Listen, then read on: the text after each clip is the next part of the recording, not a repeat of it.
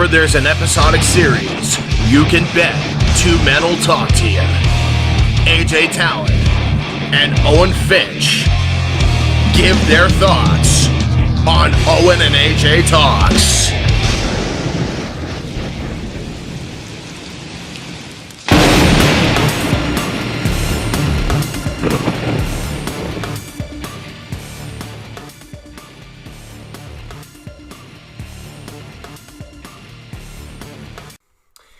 Hey, what's up, everybody? Welcome to Owen and AJ Talks. I'm Owen Finch, and I'm here with AJ Talon. And today, finally, we're back at Avatar: The Last Airbender.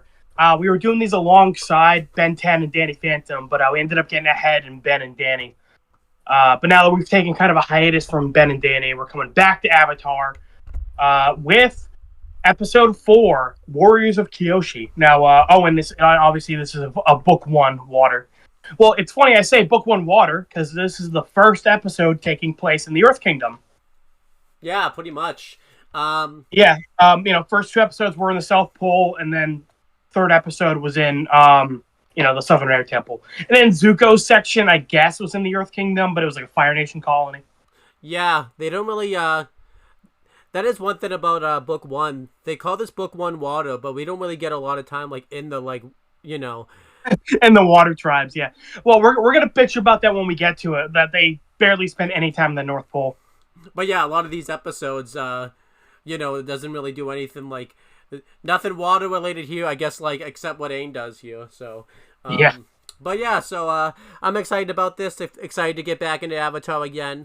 We're going to, get to our set goal that we wanted to get to episode-wise that AJ and I have talked about off air. This week, which I'm happy about. AJ and I are going to try to record a video every day this week. It may not get uploaded every day this week, but one will get recorded. But I'm excited to do Avatar again.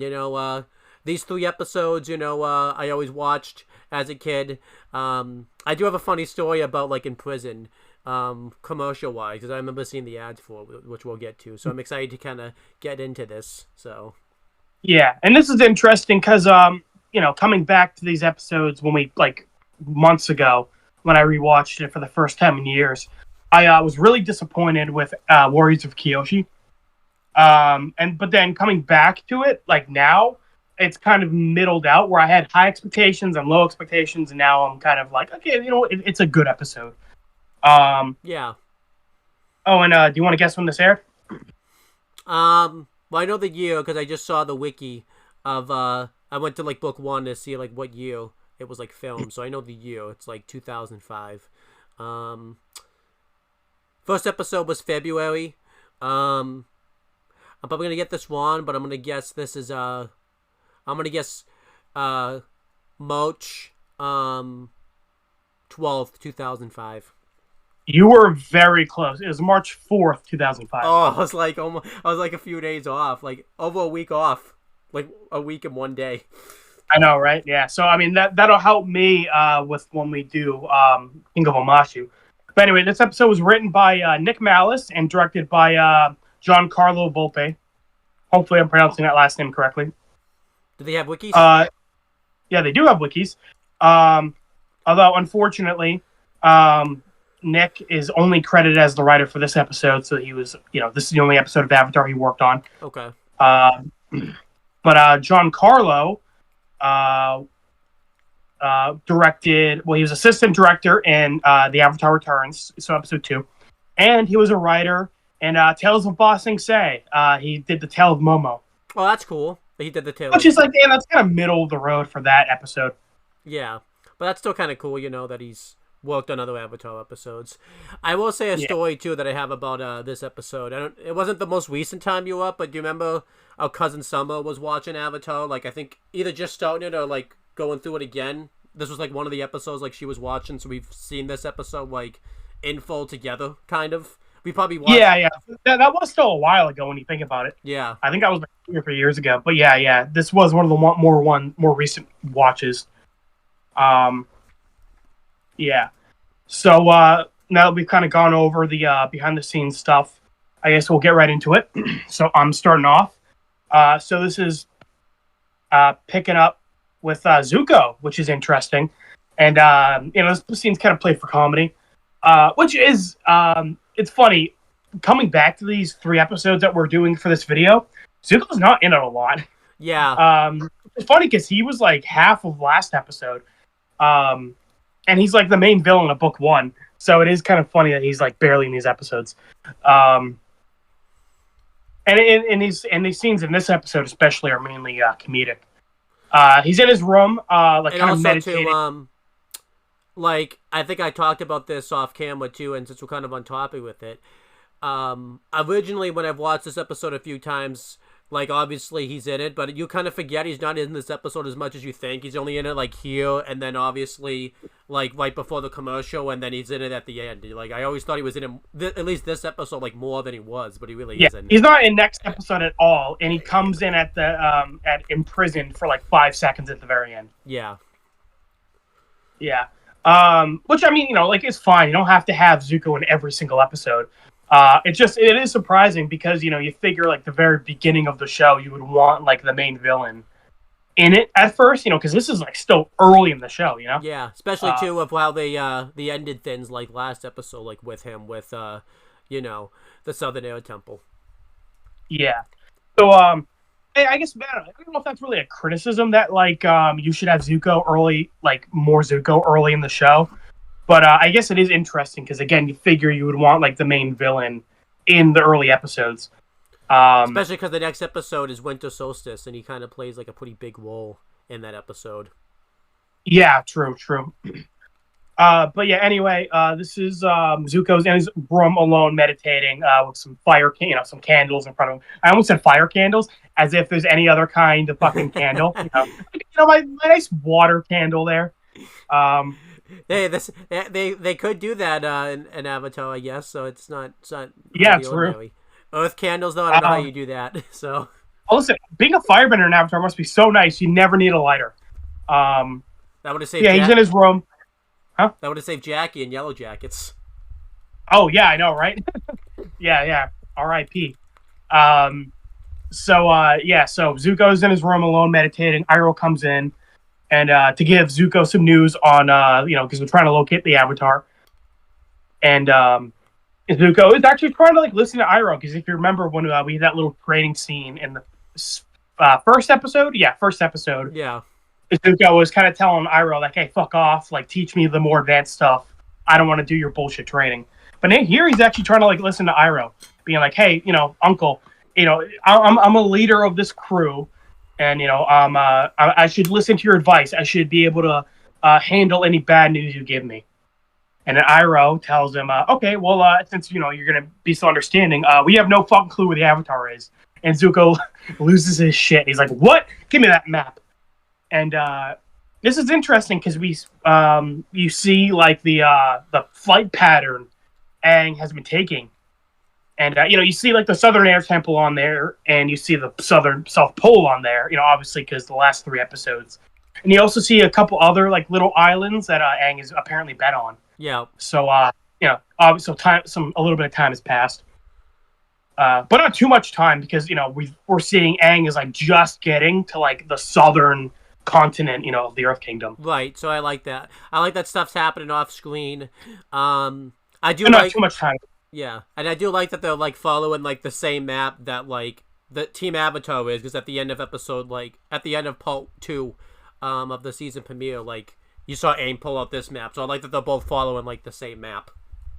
Yeah, well, it's funny you say that, because, we see, like, the lines of, like, where Aang has been, like, spotted, and Zuko is like, how am I ever going to find him? He's clearly a master of evasion. And then it cuts to Sokka looking at the same map. And he's like, so, do we have any clear... We have no idea where we're going. And Aang is like, we're going to the North Pole, and that's near water. And it just cuts to them, like, over the ocean with, like, nothing else in sight. And Sokka's like, well, if it's near water, we must be getting close. I will say this. I am kind of happy we watched the on-aired pilot, because I noticed, like, this was, like, the same, like, area they were in the on-aired pilot. Like, because they were... Yeah, like, presumably just, like, near the South Pole, like, pretty early on in the adventure. But I liked the Zuko scene.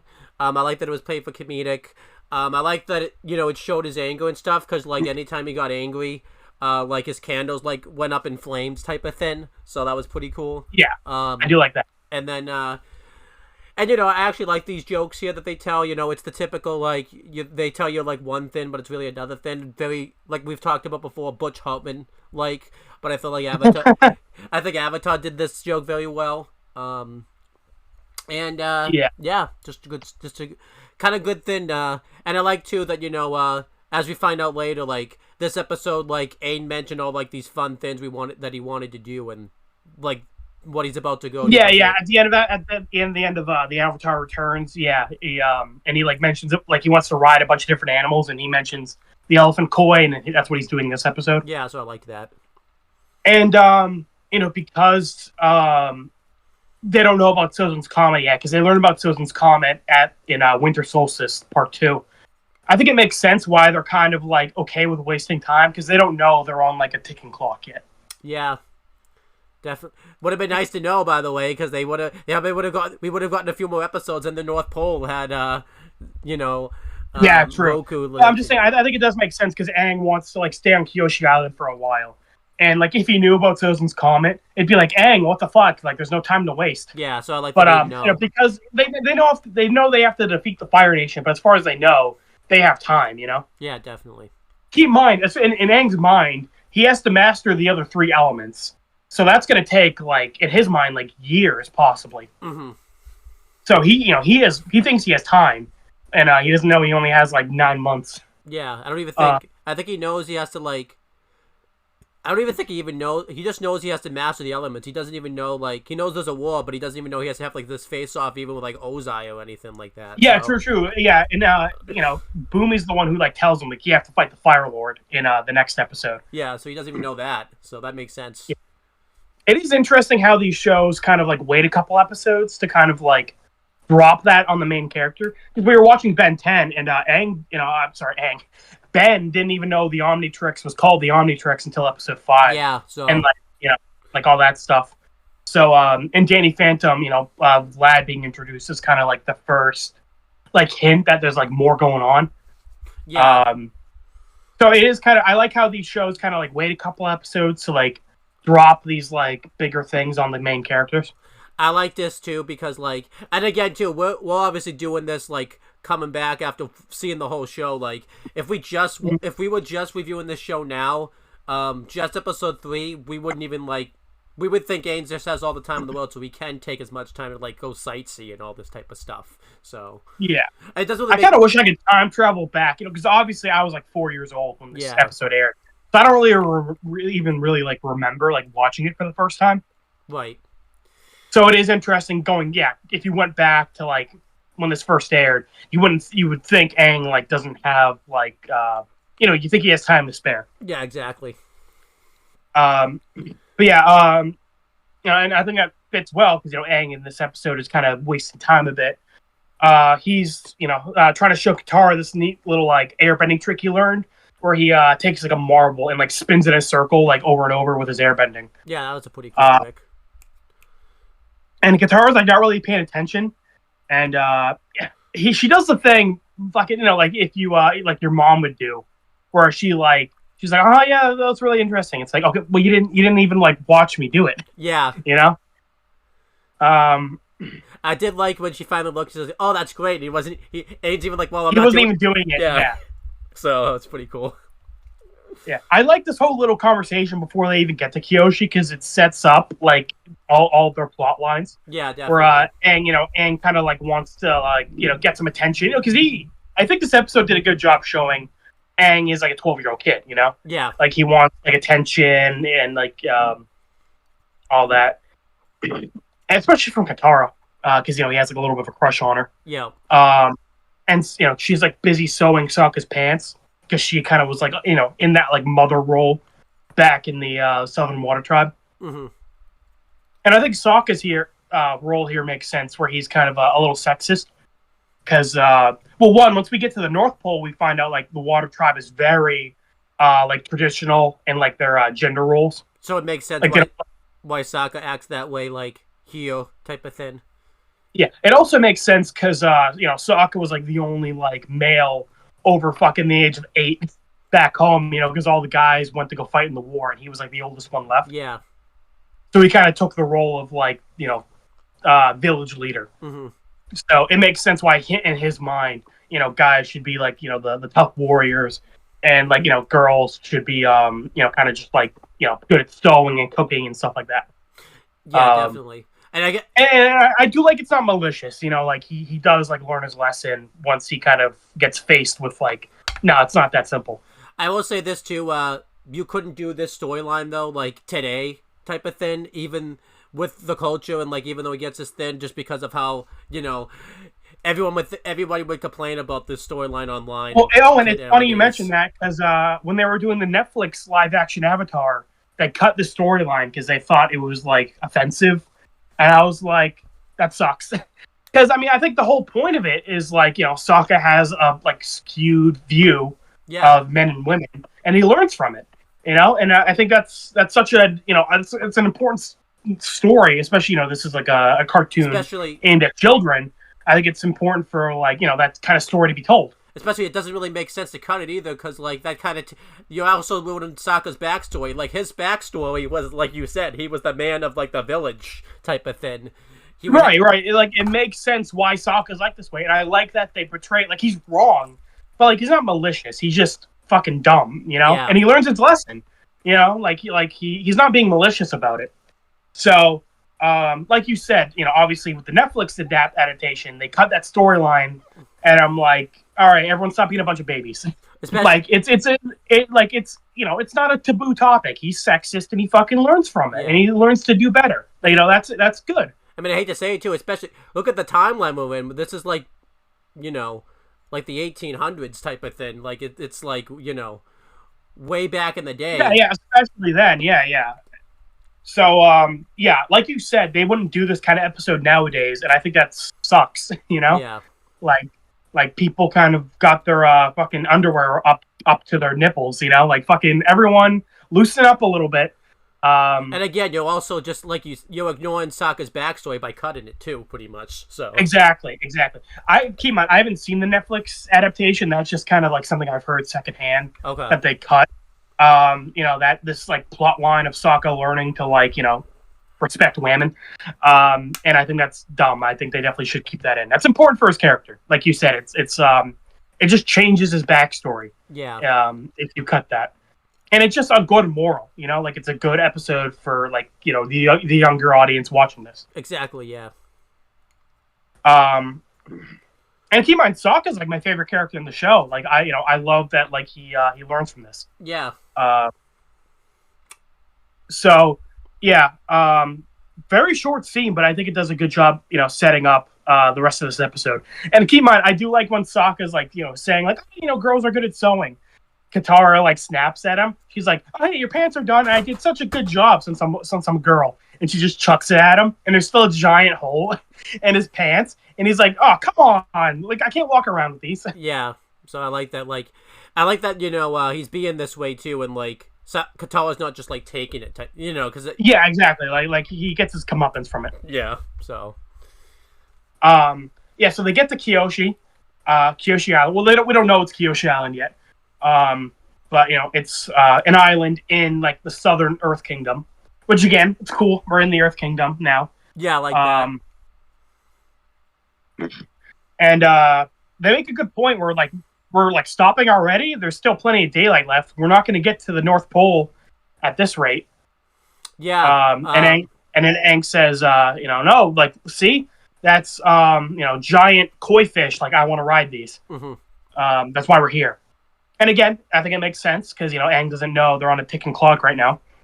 Yeah, so it's kind of cool, like we said, coming back, like how much, like imagine if they got into the North Pole like quicker type of thing, like would Aang have been able to master all the elements? Maybe not because getting to the North Pole quicker, he could have mastered water quicker. He could have gone and I don't really know because it's tough because they were only here for a couple days. Like it's not that much time wasted. Right. So.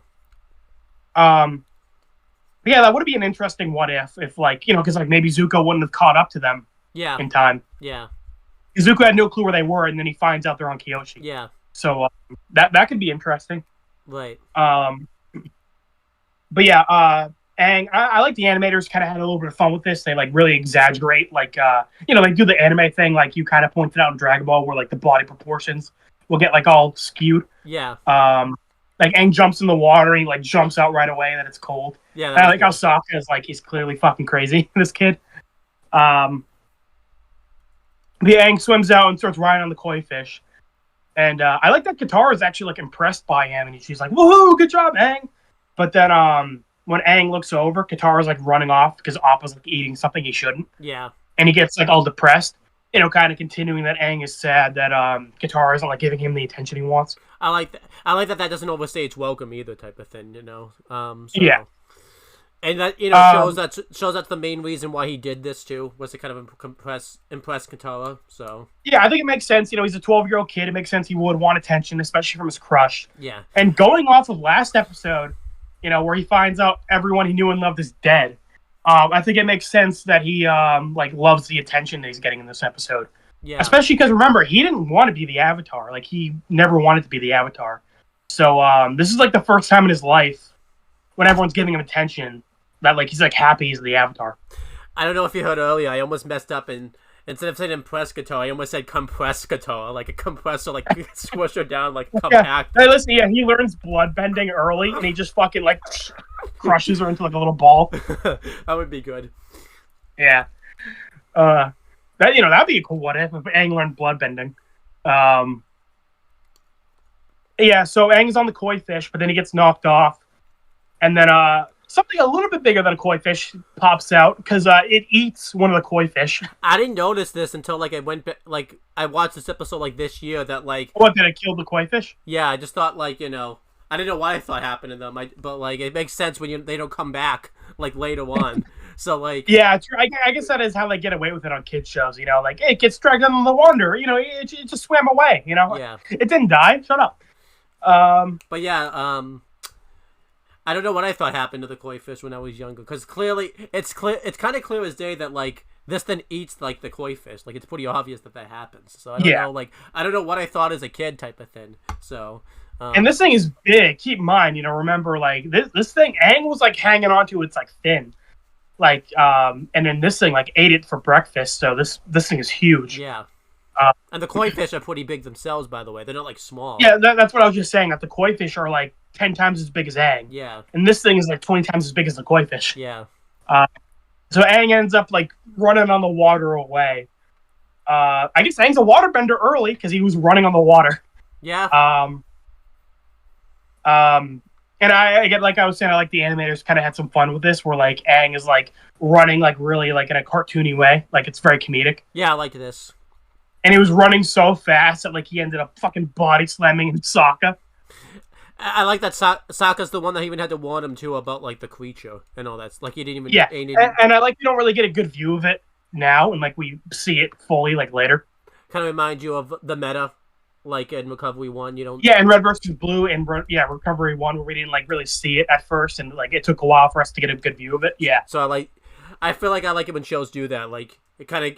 We don't get a good. Well, that's a big thing with like horror. You like horror movies. That's a big thing in horror movies where like you don't really see the monster like fully, or like the killer or whatever. Yeah, it'll always show like its hand, and then it'll be revealed who it is, type of thing. So yeah. So kind of like playing on that horror movie vibe. But they get the land. You just think, okay, well, everyone's safe. They're gonna leave and be on their way. But then they get captured. And I was just thinking, like, imagine this wasn't a kid's show and they all just like, because they get captured super easily. Mm-hmm. Imagine they just like, oh shit, well, show's over. Yep. Just like, remember we made that joke in like Ben 10 in Retirement where like the person that just pretended to be like the alien that pretended to be Matt would have just snapped like Ben and like Gwen's like necks. Like I know, right? Because it like puts its hand on its shoulders and it's like, hey guys, how's it going? And when the alien should have just been like, yeah, ended the show. Yeah, that would have been like, what? Well, didn't you say that like Ben's Omnitrix though like has like a failsafe though where if he dies like yeah, so I mean Gwen would have fucking died. Yeah, totally. Well, Gwen should have already died before that episode too. So oh yeah, we have a fucking counter for how many times Gwen should have been bit in the dust already. We're only on episode like 8. Yeah, but anyhow though, so but yeah, I like, but Yeah. But yeah, so they get kidnapped. I'm supposed to be talking here, but I liked how they did this scene. That's why I didn't say anything. I'm like, Owen knows he's supposed to talk here, right? Yeah. But to kind of go into more detail, what ends up happening is we see like these people like in the trees, and they jump down and like tie them up from behind and everything like that. Pretty much. It's like a war movie, like from Vietnam. Like, oh my god, they're in the trees. Pretty much, yeah. And I do like Sokka's line at the end where he's like, "Oh, we could stay a while." When he says, "Let's just get out of here," he's like, "Yeah, let's just we could stay a while." So then, I think originally, like what we see the next. All right. Scene... By the way, real quick, I like how Appa and Momo are like there, and like Appa is just like letting them get captured. Well, Momo gets captured too. Oh yeah, Momo gets captured, but Appa's just sitting there like, eh. They'll figure it out. Maybe he was Appa was eating something, so maybe he was still eating it. He was still munching, Yeah, so. I know, right? He's like comes back. He's like, all right, guys, I finished my meal. Oh wait, where'd everyone go? I know, yeah, but I did like that Momo got captured too, type of thing. Like yeah. Yeah. But I think the next scene, like it cuts like down. They're on like a village, and we see like from their point of view, like the person takes their blindfold off, and we see that it's an old guy like surrounded by a bunch of women. Doesn't sound very good out of context, but that's what it was. That's the 18 plus version of Avatar. But I think before they even take the blindfolds off, like Sokka's even asking, like, okay, who ambushed us? And Sokka's thinking it's a bunch of men that ambushed them, but then he's like, okay, we see a bunch of women, but where's the guys that ambushed us? And the leader clearly, the only one that like speaks is like, well, we're the ones that ambushed you. And Sokka's like, not believing this, obviously, because of the conversation earlier. He's like, that can't be possible. There's no way that a bunch of girls ambushed us. And, they're also pressing them for information, like asking who they are and everything like that. It does kind of make sense, because, obviously, they don't, Aang's still not very well known in the community yet, so they know the Avatar is, like, back, but they don't know, that, who the Avatar like actually is, so it makes sense, that they don't know who it is. So it still makes sense. I also like that they say that the Kyoshi Island has stayed out of the war for the last 100 years. Yeah, that's interesting. That's kind of our first bit that like of kind of how the Earth Kingdom is set up. That like not the entire Earth Kingdom is like in the war. Yeah, that changes in season. And also, when Suki comes back after this episode, she says that like the warriors got inspired by Aang. That to like help in the war, like after he left. Yeah, so I liked that. But yeah, so yeah, they because they originally think that they're Fire Nation spies, because obviously they haven't had any outsiders in a while. They don't want to be dragged into the war, and they pretty much threaten to tell them who they are. They're gonna throw them back into the water with the Unagi, which is the thing that attacked Aang a little bit ago. Aang says who he is. Well, at first though, the old guy, he never gets named, by the way. That's awesome. We never hear his name, but we'll just call him old guy. Yeah, but the old guy, he's clearly like the leader of the village, though. He mentions, that there's a Kyoshi Island, and mentioned it's named after Kyoshi, who used to be the Avatar. And Aang mentions that like he knows her, and the guy's just like, how the hell could you possibly know her? She's been dead for like thousands of years, dude. Not thousands, but it's funny you mentioned that, because that ends up they have to like do a little bit of wiggle room because of that. So they mentioned that Kyoshi lived 400 years ago. So obviously she's been dead for centuries. But later in the show we found out that she's only 2 avatars ago. So like it goes Kyoshi, then Roku, then Aang. Yeah. And it's like 400 years. Like obviously Aang's been around for 100, but like that still is like insane. That like because 2 people being alive for over 300 years. So because of that, they had to make it so Kyoshi lived to be like 260. Yeah, that makes sense. So because like obviously like that it would have to because Roku died when he was like 70-ish or something. Mm-hmm. So that's still only like 280 years between Aang and Roku. Yeah. So in order to get to the 400-year mark, they had to make it that Kyoshi was alive for like a fucking stupid amount of time. It's insane. She must have eaten like real well and everything like that too. So Yeah. But Aang mentions that he knows her because he's the Avatar, but they still don't believe him, obviously, because they mentioned that the Avatar was like an airbender when he died, and Aang says, "Yeah, that's me," and they're like about to, but they still don't believe him, so they're about to attack him, and like Katara has to like tell Aang like do some airbending because like he wasn't really doing anything. I guess he was just gonna get like attacked. I don't know what he was gonna do, but Aang does some as they're getting eaten alive by the Unagi, he's just like, oh shit, I should have showed them airbending. I'm dumb. Oh well, better luck in the next life. Yeah. I'll just tell when the Avatar goes to like channel me, I'll just mention like, hey, by the way, if they don't believe you're the Avatar, just make sure you do some right. I know, right? Like the next Avatar is born, like the Waterbender Avatar, and they talk to Aang's spirit. It's like, how'd you die? And he's like, I don't want to talk about it. Yeah, I'd rather not say. Yeah. But Aang uses his airbender to break because they were like tied to the statue of Kyoshi, so he uses his airbender to like break out of it, and obviously because he lands pretty gracefully on the ground, and that like gets him to believe that like he's the Avatar and everything like that, and he shows them really cool the airbending trick that he showed earlier. To them, obviously, it was awesome because like they haven't these people probably like never seen like airbending, so they think it's maybe my favorite joke in the show is Aang does that. And then the fucking guy with the foam mouth, this one guy is going insane. He's like, whoa, whoa, and he starts foaming at the mouth, and he fucking passes out. I'm pretty sure this joke come back later on, like. When they come back to Kyoshi Island, and they think Aang's coming back. This same guy, he like starts foaming at the mouth again. And I think the next joke, like everyone like notices it this time, and he like walks off like embarrassed. I'm pretty sure that happens. Yeah. This became maybe the most famous meme in Avatar. Foam guy mouth. The next one's probably pretty famous. The next episode's a pretty famous meme. Yeah, but I'm saying it's like definitely one of the most famous ones. Listen, fucking Ozai's lucky foaming guy mouth stayed out of the war. Yeah, he could have ended it in one day. He could have, and the guy with the cabbages, he could have ended it in 2 seconds. With this kid. Yeah. So yeah, everyone's happy that. Yeah, you're right. I was like, meme. What meme you talking about? The cabbage guy. I forgot about that. Yeah.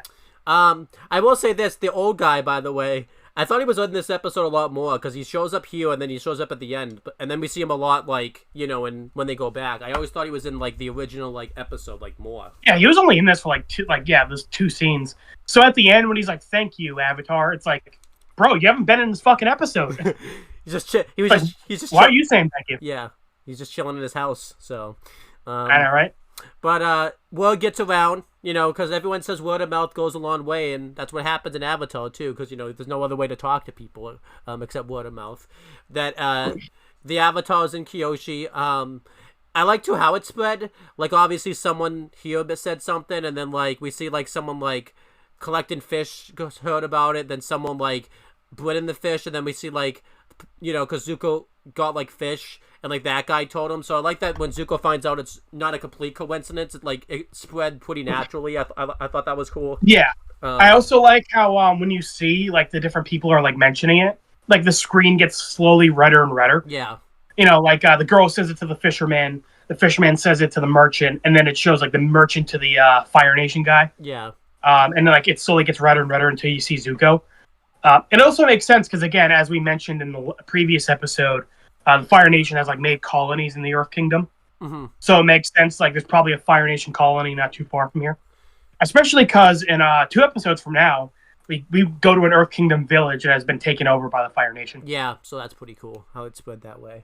So then, pretty much Zuko tells him to get ready for war, and I was gonna try to eat like Zuko's dinner, and like Zuko's just like, I was gonna save this for later, and like I like that when it cuts a commercial, like I was like mad, like Yeah, I do like how these little comedy bits between Zuko and Iroh. Yeah, they're good. So then, because Iroh wasn't in the first 2 episodes that much, and then episode 3, we got to see a lot of Zuko and Iroh's dynamic, which we pointed out. Yeah, so I think it's good. And again, I think this is cool too, because even though I was very comedic in like this season, like next season, that completely changes. Like Iroh becomes more of like a serious character next season and everything like that. He becomes pretty serious, I guess, at the end of this season, though, more so than anything else. When he saves the. Yeah, he kind of goes back and forth between like what's needed. Yeah, I'd say like next season though is more like this, like the first season's more comedy, but then like the end he kind of gets more serious, and then the next season's like more balanced. He'll be comedy, but like he gets very serious next season. Yeah. So. Well, it's funny because in Dragon Ball, we're getting to meet Master Roshi, and he's very similar. Where he's kind of like the old funny guy, comic relief. Where he's very comedic during like these like smaller moments, but like when shit gets serious, he like locks in. Yeah, that's good.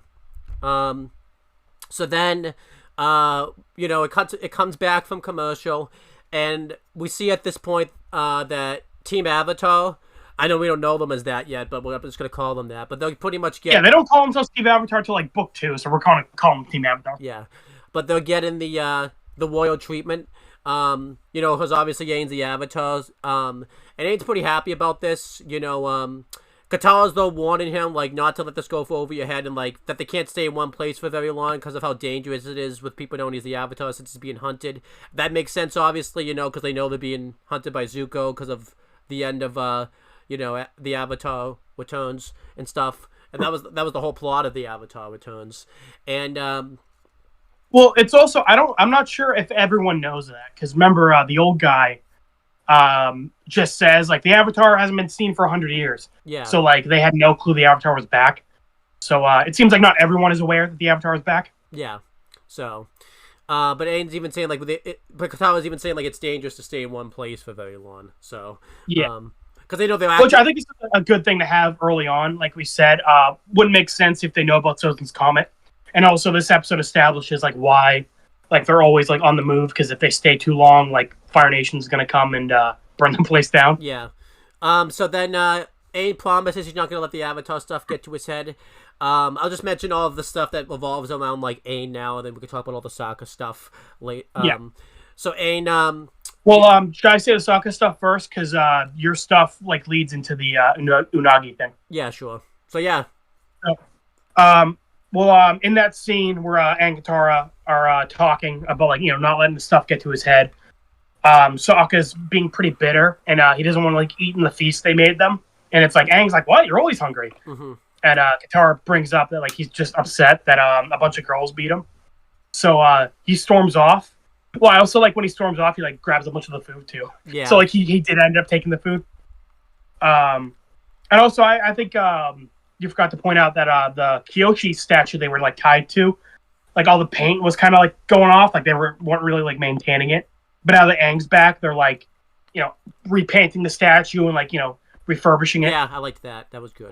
Like showing that they're like respecting like the Avatar a lot more now that Aang's there. Because they probably lost a lot of hope, so like they probably didn't really see the point of keeping up with the statue type of thing. So right. So Aang... I do like that, showing that like just Aang showing up somewhere can like cause a big like morale boost. Yeah. And like I said, when we meet Suki again, like obviously we found out like Aang inspired them all to like get involved in the war. So is Aang should play GM mode, to get morale up and everything like that. True. If he played GM mode with all of us, he'd be fucking getting 10 trophies right off the bat. We'd be screwed. Yeah, his charisma is really high in a video game. So Sokka storms off to go find the Kyoshi warriors, and this is like their little this building is like their little training hall. Mm-hmm. Where they like practice their fighting forms. And it's funny, I keep calling her Suki. We haven't even like established that's her name yet. The leader of the Kyoshi warriors is a girl called Suki, and she's the one who threatened to throw Sokka into the water earlier. Mm-hmm. Sokka comes in, and the Kyoshi warriors are being like respectful of him now that they know he's like friends with the Avatar. But Sokka's kind of coming in, running his mouth, like, hey, you guys surprised me earlier, but, I figured I'd come in here and show you guys how it's done. I did like even though Sokka's being a little sexist here, I don't think he was being, like, disrespectful. I think he was just trying to boost his ego up a little bit, obviously, type of thing. Yeah, that's the thing. I think he was being kind of disrespectful, but, like, it was more so to, like, make himself feel better, because he felt like, he felt, like, disrespected first, kind of. Yeah. And he's like, okay, I like that they're giving it back to him too. They're not just taking it either, type of thing. They're kind of like letting Sokka like talk all this talk, knowing that they're going to be able to kick his ass. So it's not like I feel like that's kind of what the the Netflix thing kind of like if they cut it like. It's not like Avatar, just like, Sokka said all these things and no one did anything about it. Like, Right, like, again, like, he gets his comeuppance, like, really quickly. Because, yeah, Suki's like, all right, I'll spar with you. And he's like, all right, cool. And then she just immediately, like, fucking gets his hand behind his back and, like, ties his hand to his ankle and he falls over. Yeah. And everyone kind of just like, laughs at him. Like, obviously, like, he looks like an idiot. Mm-hmm. And, you see him, like, blush and get really, like, embarrassed. Yeah. And then a little later, they don't say exactly how long it's been. They were on Kyoshi for a couple days, so presumably this is like maybe the next day. Yeah. Because it seems like Sokka kind of like needed some time to like think about it. And he comes back and he's a lot less like boasting. Kisuke's like, "All right, what do you want?" Thinking he's like there to like cause more trouble. Right. And but he gets on his knees and like to like apologize and be like, "Hey, I'm really sorry. I would be like honored if you guys would like take me under your wing and train me a little bit and like how to be a better fighter." That's what I like about this too. Sokka does the such stuff with Sokka doesn't also overstay like it's welcome too. They end it like at a perfect point and everything. Like yeah, that. Again, like I think it makes sense. Before he was like telling himself they only like beat me because they ambushed us, but then he goes and picks another fight and they beat him really easily. And it's like, okay, I can't really make any more excuses. Yeah. Because if you think about it, again, I think it makes sense. Like he wanted to go to war with his dad, but he was too young. Like he wants to be a great warrior, so I feel like he's able to like put his pride aside to be like, okay, I want to get better. Yeah, yeah. And he did have an excuse earlier because like they did ambush him like earlier, so it's not like that's what I'm saying. He had an excuse earlier, so when he came to pick another fight. And he gets his ass beat. He's like, okay, I can't really make any more excuses. Yeah, so. And I like what he says here about, like, when Suki says, like, what, are you okay with getting trained by a girl? And he, like, says, like, I'm sorry, but what I said, like, I want to get trained by, like, you guys are, like, good warriors. Yeah. Suki end up later says, like, like, okay, I'm a warrior, but I'm also a girl. Kind of like Sokka's, like, going too far in the other direction. Right. Like, before he just saw them as girls and not warriors, and now he's seeing them as warriors and not girls. Where, it's like they're both, Yeah, definitely. I'll talk more about that when we actually talk about that scene. So. Right, but I'm just saying they do a good job, like, setting that up. I remember we talked, that was a big thing we talked about, like, when we watched this episode, like, together, when that scene happened, type of thing, too. Yeah. Again, this episode's so mature, for, like, a kid's show. Well, I mean, again, people like will like say that it's just a stupid kid show, but like this is a show that like I think does a great job, whether you're 4 or whether you're 24. This mindset exists like a lot, like in life too, type of thing. A lot of people, it's a big thing for like men to like think that they're like the warriors and everything like that. So this episode like was a good episode for like all types of people to watch. All ages. Exactly. So again, I really dislike when people just kind of write Avatar off as a kid's show. Like, it is a very mature show aimed for all ages, Like, I enjoy this episode. I think I respect this episode more now than I did when I was a kid, because obviously I probably didn't fully pick up on everything when I was 4 years old. But I think you do pick, because I was in 3rd grade, and that's a big age where like it's boys versus girls type of thing. When I was watching. Well, you were 5 years older than me, so I feel like that age gap is more noticeable then. Yeah. So like in 3rd grade, you really, you really appease to this because like that's a big like boys versus girls type of like stage where you don't really like girls yet, and you think you're better than them and all that type of stuff, and then here we kind of find out this episode kind of shows you that like that's the opposite type of thing. So yeah, I feel like too. I don't know if it was the same time frame. I remember Drake and Josh did the same episode, like when Drake does fights like that girl type of thing. That was a bit. I think that episode came out around the same time too. So Nickelodeon was doing a good job showing gender equality. That's kind of cool. A cartoon was doing that though, like not like a live action show or anything like that, like a cartoon. Yeah. And we'll keep in mind, I think some shows do it like try to do this message, but like do it the wrong way. Yeah. Kind of showing like this episode does a good job. Like I said, it's establishing like they're girls and they're warriors. Like you don't have to ignore the fact that they're like women. Right. Like they're warriors and they're girls. You know, it just does a good job establishing that. Yeah, definitely. Because yeah. So Sokka comes back and he's being a lot more respectful, and they decide to take him under his wing. They do kind of mess with him a little bit though, because they're like, okay, if you want to train with us, you have to like follow all of our traditions, and they make him put like the makeup and the dress on. Yeah. But I do like this little comedy bit where Suki's like, hey, you should be proud to wear that uniform.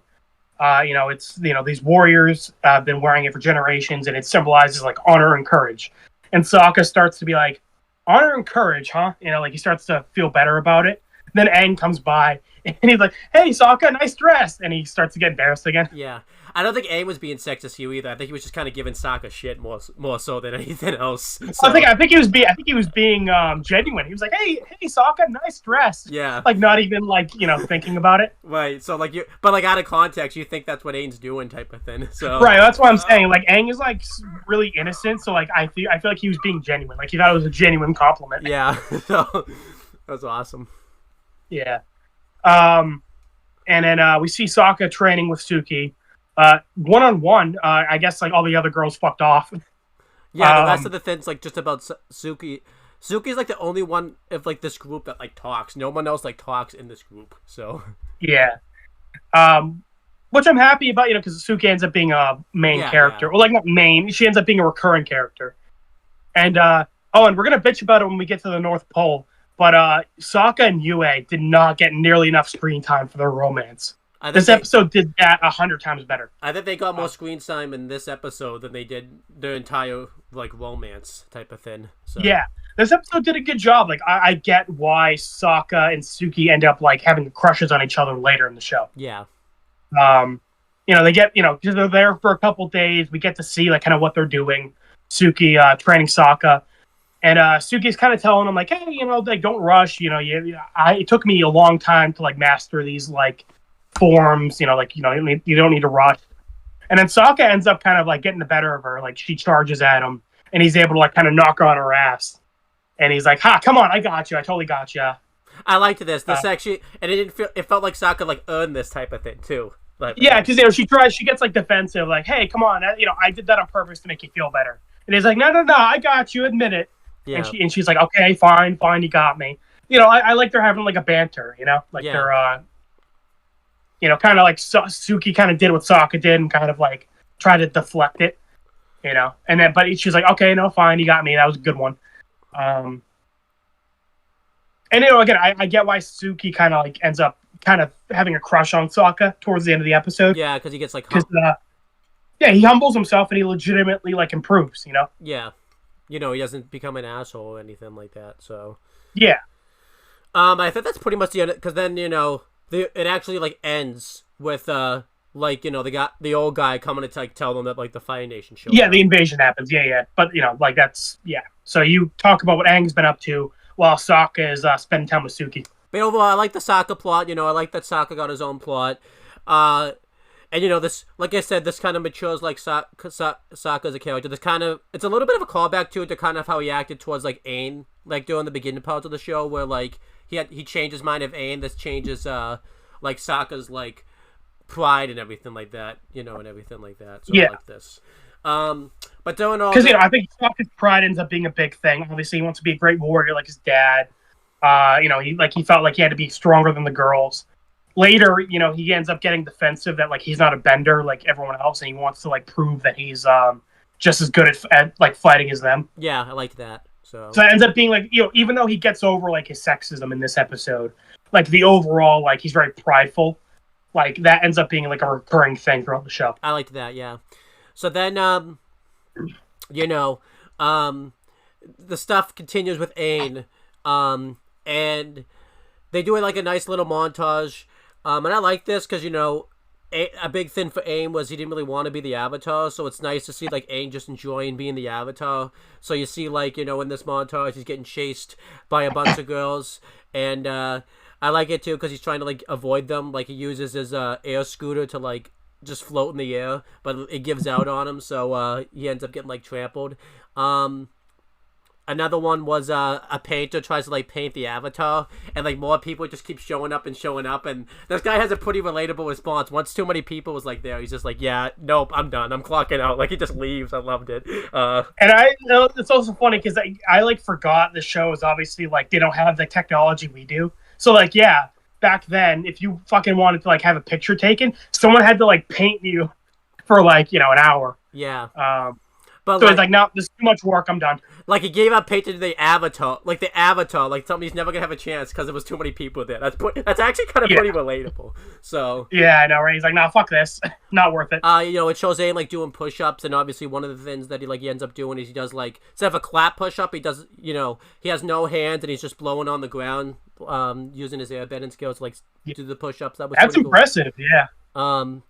And then there was something. I think there's something that like Katara like sees that like makes him upset type of thing. So like, you can kind of see. I think Katara's not like jealous. I think Aang starts to think so because of his ego a little bit here. But like, you could tell that Katara's getting annoyed that like Aang's letting this all. I think she is a little jealous because when like Aang saw the girls like outside the window like screaming for him, she kind of like rolled her eyes and like did a. That's true. And then when Aang says like you're jealous, she like kind of like looks like she kind of like looks away, like nervous, jealous about what? Thinking like he's gonna say like, oh, you're jealous that like all the girls like me, and then he says like, if I were having so much fun without you. Yeah. So yeah, it could have been that too. I do think there was a little bit of annoyance though because Aang was like letting the attention go to his head type of thing too. So. Yeah. Well, it's interesting because when I first watched the show. It was really obvious that like Aang liked Katara, and like I didn't really see any hints that like Katara liked Aang. So now I'm kind of like trying to look for those hints that like Katara liked Aang. So maybe I'm overthinking it, but it did seem like she was a little jealous that like Aang was all this attention. Could be both. I like to think it's more so that because Aang said he wasn't gonna let the attention go to his head, and he kind of is, and then I think when Aang was kind of being a little bit of a douche. In like the next scene I'm about to talk about, so I think that kind of got like a little bit more annoyed. So funny. I actually will disagree a little bit. I think Katara was kind of like the asshole first, and then Aang ended up being an asshole like in response to that. That's fair. So yeah, Aang, it comes up and like tells Katara to ask if he wants to like ride on up. No, well he comes up and like asks Katara like what she's doing, and Katara's like, oh, cool, you can help me carry the basket. And she's like, well, and Aang's just like, well, I can't right now. I guess maybe talking about it, too, in hindsight. I don't think... Because Aang's actually being pretty genuine at first. Like, I told the girls I would give them a ride on Appa. And then... That's what I mean. I feel like that's fair that he didn't want to carry that, because he's like, hey, I already made plans. Like, hey, do you want to come with us? Yeah. Because Aang offers to go with them, and then Katara's like, watch you show off in front of a bunch of girls? I don't think so. And then she's like, that doesn't sound very fun. And he's like, well, neither is carrying your basket doesn't sound very fun either. Yeah. So then Aang, like, Katara mentions that this isn't, this is for our trip. And then Katara says, that they can't stay in one place for very long. But Aang's like, well, I don't want to leave yet. I want to, I can't really point with my finger on it, but there's something that I like about it here. Then you see like the girls like waving at him, so obviously like it's pretty obvious what is keeping him there. Yeah, I feel like Aang was being genuine there. Like I think Aang liked the attention, but he wasn't really sure like what to feel about it either, type of thing. Because like he never really got to enjoy being the Avatar. So I think this was kind of him. That's what I mean. So like because I don't think like it's like the girls specifically that he likes the attention of. I think he just likes the attention in general. Yeah. So then Katara's just like, well, fine. We have to leave Kyoshi soon because we can't stay in one place, and that kind of is the end of that scene. And then the next scene is this is kind of where Aang is intentionally trying to piss off Katara. Yeah. Here he's a little shit. Yeah, he goes and pretty much tells Katara, even though that I almost got killed riding the elephant koi fish, I'm gonna go ride them again. And obviously Katara knows that. Not only that, he didn't say the koi fish. He said he's gonna go ride the unagi specifically. Yeah. So Katara like obviously acts like that she doesn't care, obviously because she knows Aang's only doing this because he wants to get like a rise out of her, type of thing. So yeah, she's kind of like being stone-faced and being like, all right, have fun. And then Katawa's like, good. Ain's like, good, I will. And then he walks off, and then this kind of because Katawa's like practicing like her water bending in a little bit, and this kind of she gets like mad, and this causes her to mess up. But you could kind of see like. I like that it showed, like, before Katawa looked back, like, Aang obviously got upset, like, because I think he was thinking that, like, he kind of felt bad for doing this, but also, like, he was hoping that she would stop it. But then when Aang walks away, like, Katawa, like, I think felt bad that, like, it showed that showed she didn't care type of thing. So I like that. Yeah. Well, like, at the beginning of the episode, I think, like, he just wanted, like, her attention, so, like, he's sad she's not giving it to him. Yeah. And then, obviously, she's sad that, he's doing this to show off, but he could get himself killed, and I think, if she had showed that she did care type of thing, like, he probably wouldn't have even gone and, like, done it type of thing. So. Yeah. Then, yeah, let me think. I think you're supposed to be talking here. Yeah. No. Okay, no, I think it's still you. Yeah, this is still me. But yeah, so then, Aang, the Elephant Koi and the Unagi just don't show up, and the girls are just out there waiting. I will say the age gap between the girls and Ain's pretty not big. I think those are meant to be like 9, but they don't look 9. They look like 4, not 4, but they look like they're like. Yeah, it is weird because like we see like Katara walking by like next to the girls, and they're like half her size. Yeah, but like I think they're meant to be. I think they're supposed to be like 9, but they don't look. They do not look like they're 9 years old. So. Yeah, they look like 4, but yeah, they are like meant to be like around Aang's age, I think. Yeah. Well, no, but yes. If that makes sense. Well, like 10 ish. Like Aang's 12. Yeah. They're probably like 11 or 10. But they don't look 10. They do not look 10 at all. I know they don't look it. Yeah. I do like this scene. All the girls leave because obviously they get bored because the Unagi's not showing up. Yeah, and I feel bad for Aang. Like he starts doing like the marble trick again, and they're like, "Come on, we already saw that, Aang." Yeah, and this makes sense why they wouldn't be impressed. Because.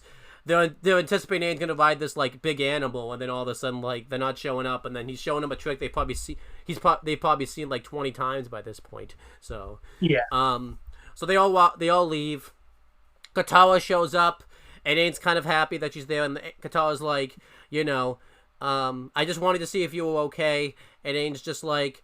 Well, yeah, but you act like you didn't care. And then Katawa's like, yeah, I know. And I like that they both kind of apologize to each other. Katawa doesn't really give a reason why she apologized. I guess she apologizes for not showing that she cared, but Aang also apologizes for, like, letting the attention go to her head. So I like that they both apologize to each other. And I like that it's not because of the Zuko thing that they apologize. Like, they make up before Zuko, like, shows up. So that's good. Yeah.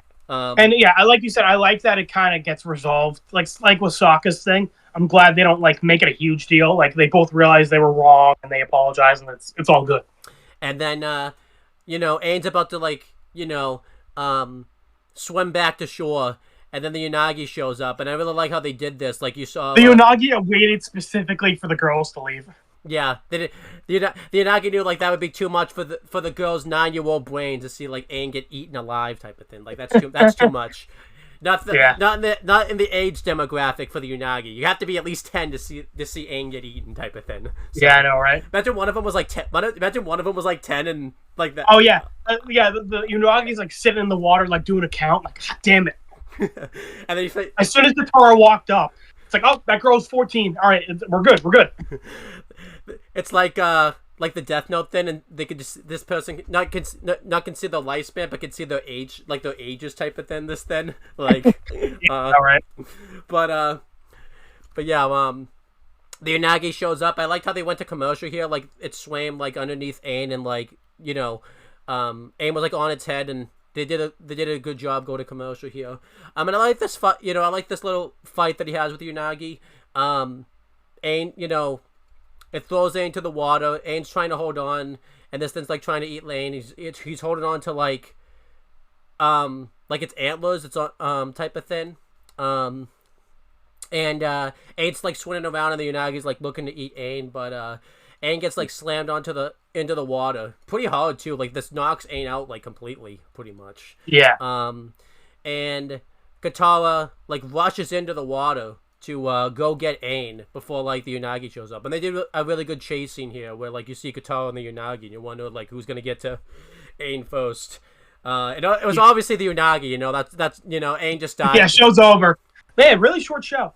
But I do like what Katara did, where she grabbed Aang and then she like did a little like water bending like push to like get them away, because the Unagi like like slammed the water and like sent them like and it like sent them into like some rocks nearby.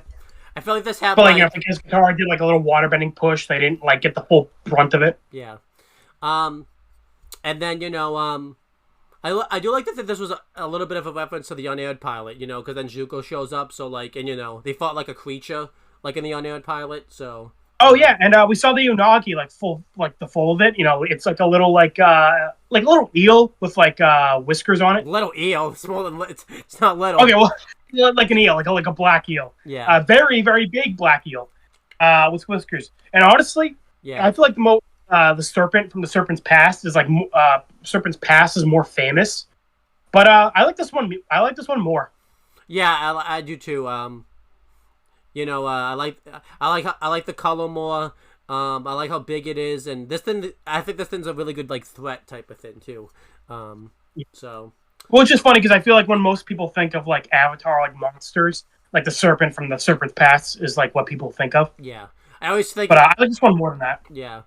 So then, the Unagi, is still in like a rage, and is just blowing water, like at everything, and then I guess just fucks off, realizes that like they won the battle pretty much and just leaves. So it's funny because like I wonder what the people in the village were thinking, because this thing is massive. There's no way the people in the village like didn't see this. They must be like, what the fuck? Yeah. And then the Avatar was just like died by like the Unagi, and like no one even knew about. No one would have even known ever, probably. Yeah. So, it must be a weird day for them because they saw the Unagi like acting up, like, oh shit, what happened? And then Zuko shows up like 5 seconds later. Yeah, which is weird. Did they not? Did the person?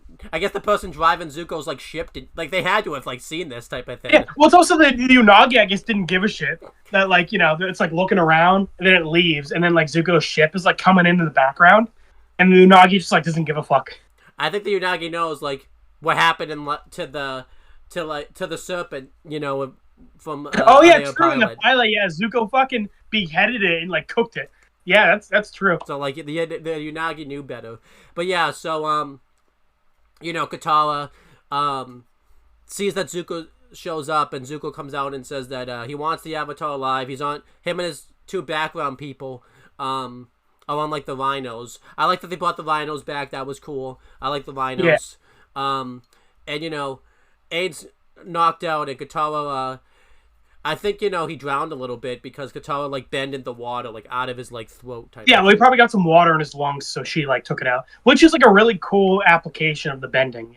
Like I like the bending isn't just like for fighting. Like they actually have like, you can do stuff like that with it. Yeah, I like that. And then Aang comes out of it, wakes up, and says like, "Don't ride the Unagi, not fun," type of thing, and that's kind of the end of it. Yeah, it's comedy. Yeah. And then. Yeah, then you're next. Yeah, this is me. So Sokka's with Suki, they're training, and the old man comes like, "Hey, girls, come quickly!" And then he's like, "I'm not a girl." And he's like, "Hey, know what? Whatever, forget it."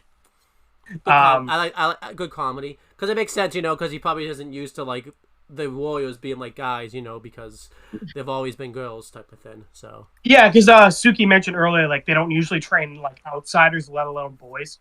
Yeah. Because they're the Kyoshi warriors, presumably, like, they only train, like, the girls after, like, and they all dress like Avatar Kyoshi, so. I like this little, like, it feels like a Western, like the, like, abandoned town, like, everyone's in the buildings hiding, and, like, Zuko's at the very beginning, like, saying, like, "Show yourself, Avatar." Yeah. And then the warriors show up, and they do a pretty good job. They, like, knock all the firebenders off the rhinos. Mm-hmm. And like a little later, we see like some of the other warriors are like throwing, like one of them throws a fan at a Fire Nation soldier, and it just like knocks him on his ass. Yeah, because it like knocks him in the helmet. I like this too because this is the first time we got to see like the warriors like in action. Because obviously they just kidnapped like Sokka, Aang, and like Katara like very quickly, and then obviously we just seen them like training. This is the first time we got to see them like fighting type of thing too. So I like this. And it's cool because they're all non-benders, so it's kind of cool to see like non-benders can like compete with like actual benders. Except Zuko. Zuko like. Yeah, Zuko. Well, I say yeah. Funny enough, a like some just random background Kyoshi warrior knocks Zuko off his ass, Yeah, like off the rhino. I liked that. Yeah. Then it cuts to Sokka and Suki like away from them, and then they like run over, and then the nameless background Kyoshi warrior like was on top of Zuko, and then just like didn't start fucking wailing on him. She like got off him and is just like standing there posing at him, and it's like, girl, what are you doing? Fucking kick the shit out of him. You had him knocked off on his ass. Just fucking start wailing on him, but no, she just like gets off him and it's like posing like, yeah. Oh.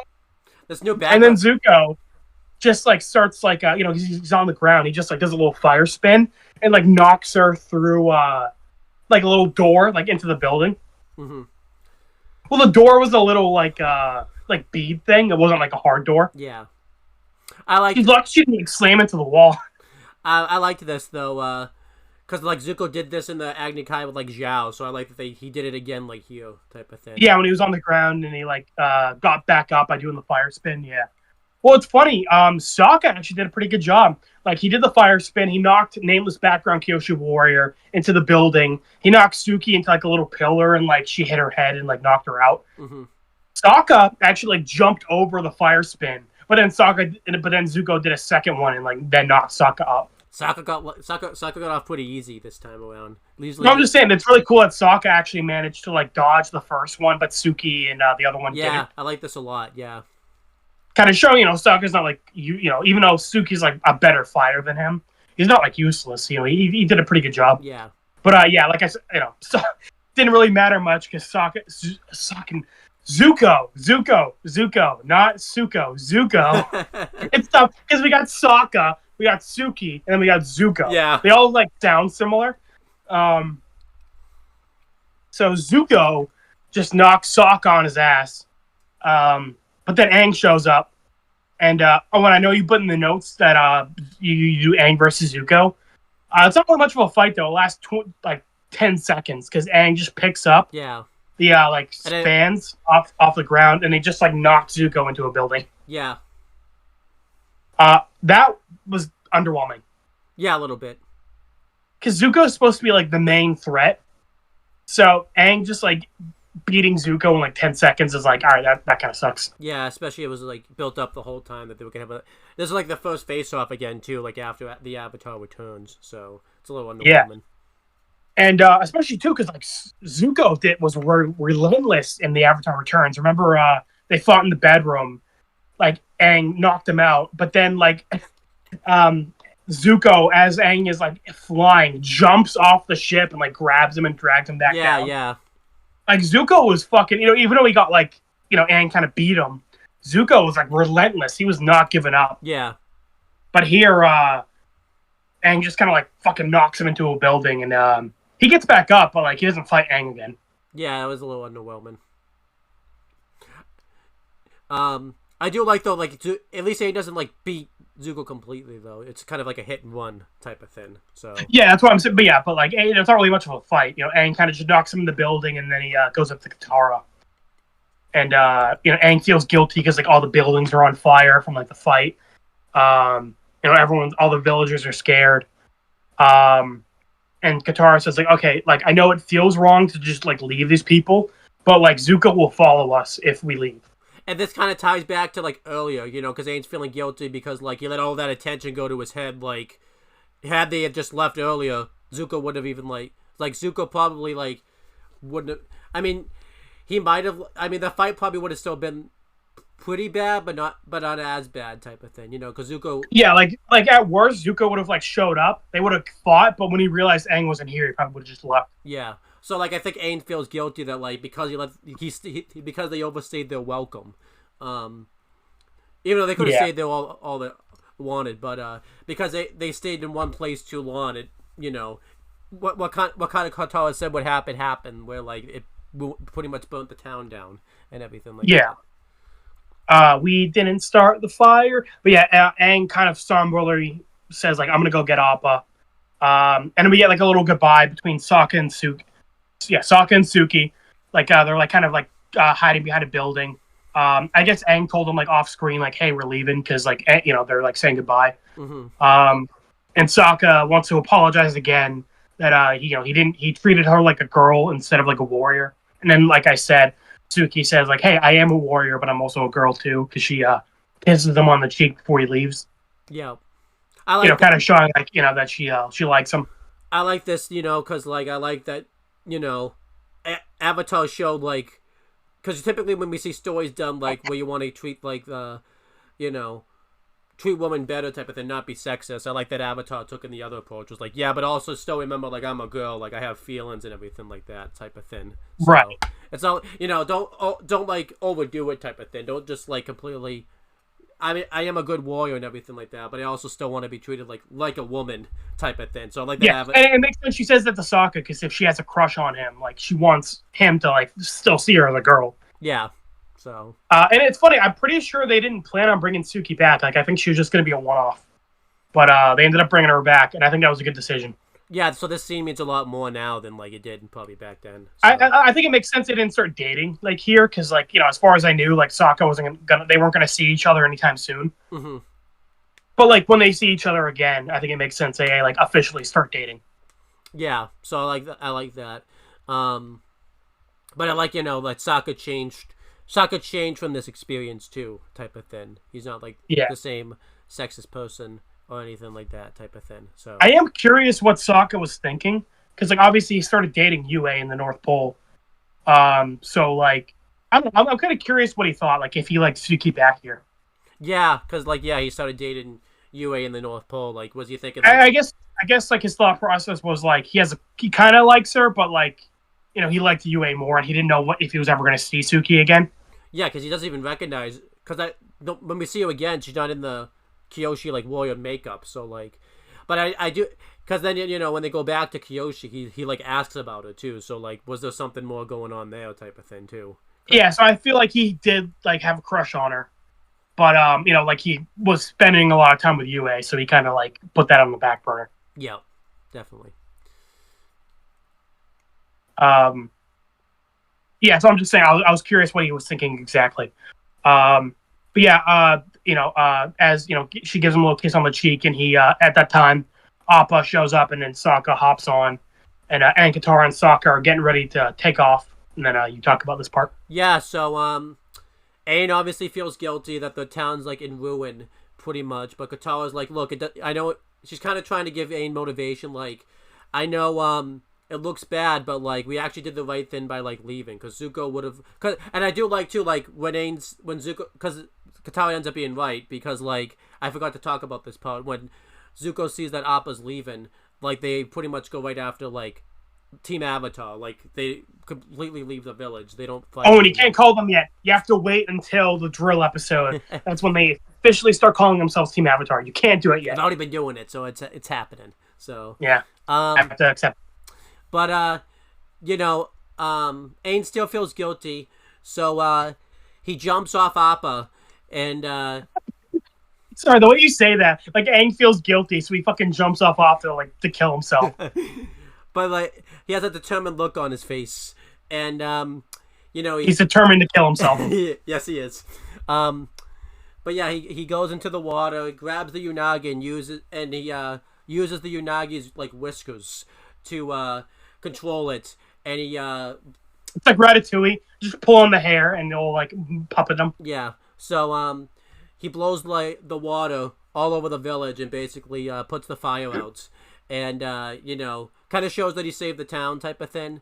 And like I said, the old guy like says thank you, Avatar.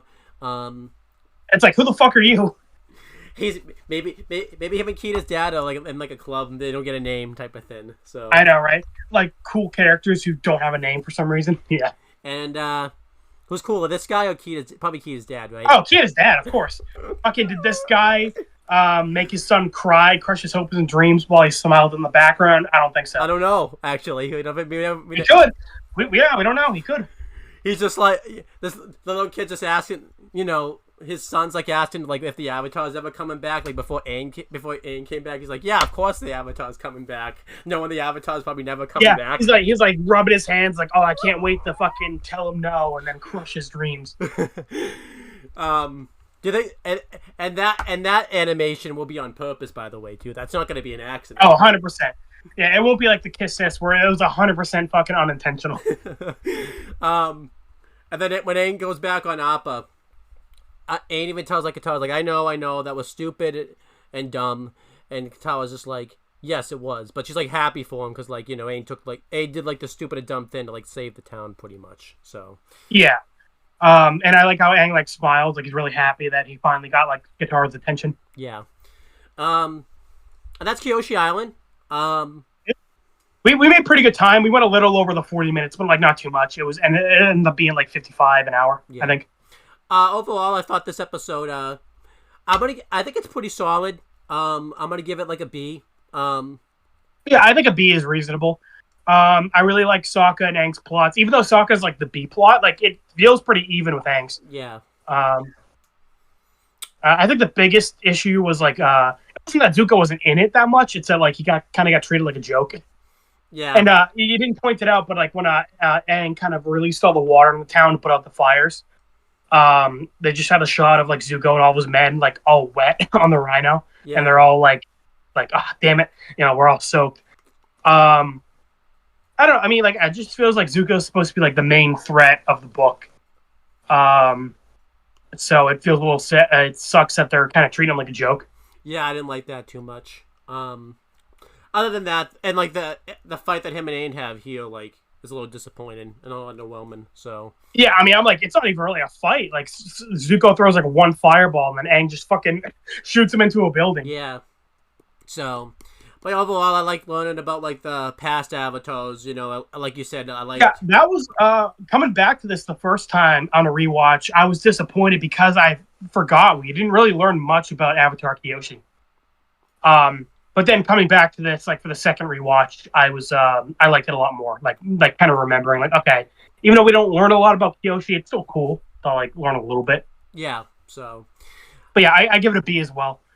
But yeah, next episode, I gotta do the wiki. I gotta get that. I had the wiki pulled up, but of course the app decides to close out on you, so it's just great. So this episode is called "The Kin of Umashu," and it was directed by Anthony Leoe, and it was written by Johnny O'Brien, and the storyboard was done by Ian Graham. Anthony Leroy, he pulled double duty. He directed it and he did the storyboard, which is pretty interesting. And then Bobby Rubio also did that. And yeah, do you want to guess when this episode came out? So the last one was March 4th. I believe this one would be March 11th, 2005. Oh, you would be right, but they took a week off. Damn it! Damn it! I know those weeks. Fuck you guys. Fuck you. They planned that shit. They're like, all right, listen, guys, listen. In like 20 years, some fuckers on the internet are going to make a YouTube video guessing the date.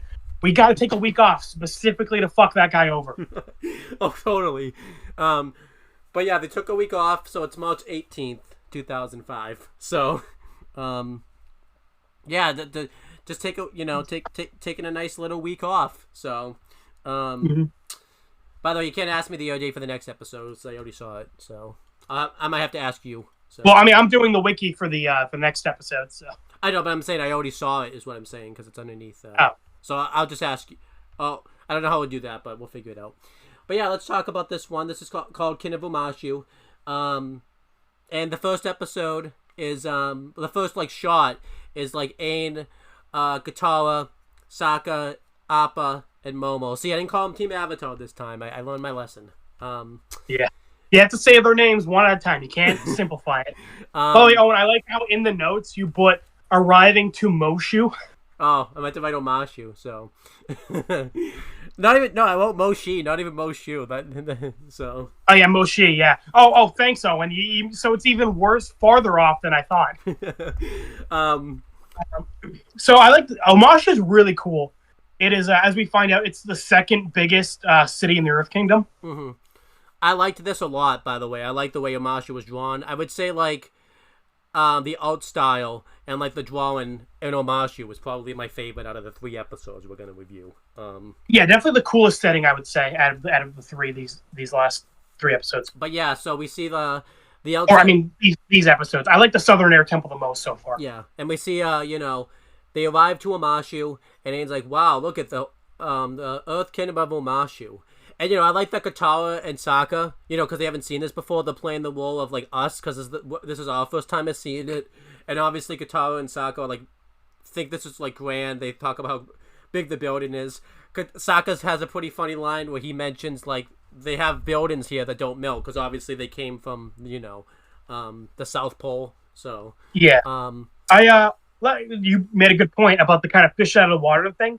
I like that. Like it depends. Like there isn't someone who's always the fish out of water, because Aang being 100 years in the past, he doesn't know everything about like the Fire Nation and stuff. So sometimes he's the fish out of water. But Aang has traveled the world like more than they did 100 years ago. So in situations like this where Aang's been to Omashu already, he can kind of be they're the fish out of the water. Yeah, but as you're gonna see, because I do like this, like Aang, talks about Omashu, but he hasn't been there in like 100 years, so it's even the town's different than when he was there before. So like he's. Oh, I was gonna say it's actually pretty similar. Like not much changed in the 100 years. Well, there's a reason I talk about that. So, yeah. But yeah, and I know what you're talking about, but like overall, the city is pretty much the same. Yeah. But yeah, I like the way Omashu's drawn. It's a big city.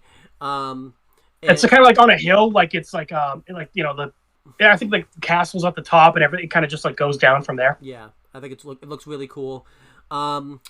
I can't wait to because it's kind of nice coming back to this because we get an episode where we learn like how Omashu became like a thing, so it's kind of cool coming back to this, and it makes sense why it's like a really friendly city when you hear the history of it and everything like that. So yeah, and I like how you're going to talk about it when we get to like the ride.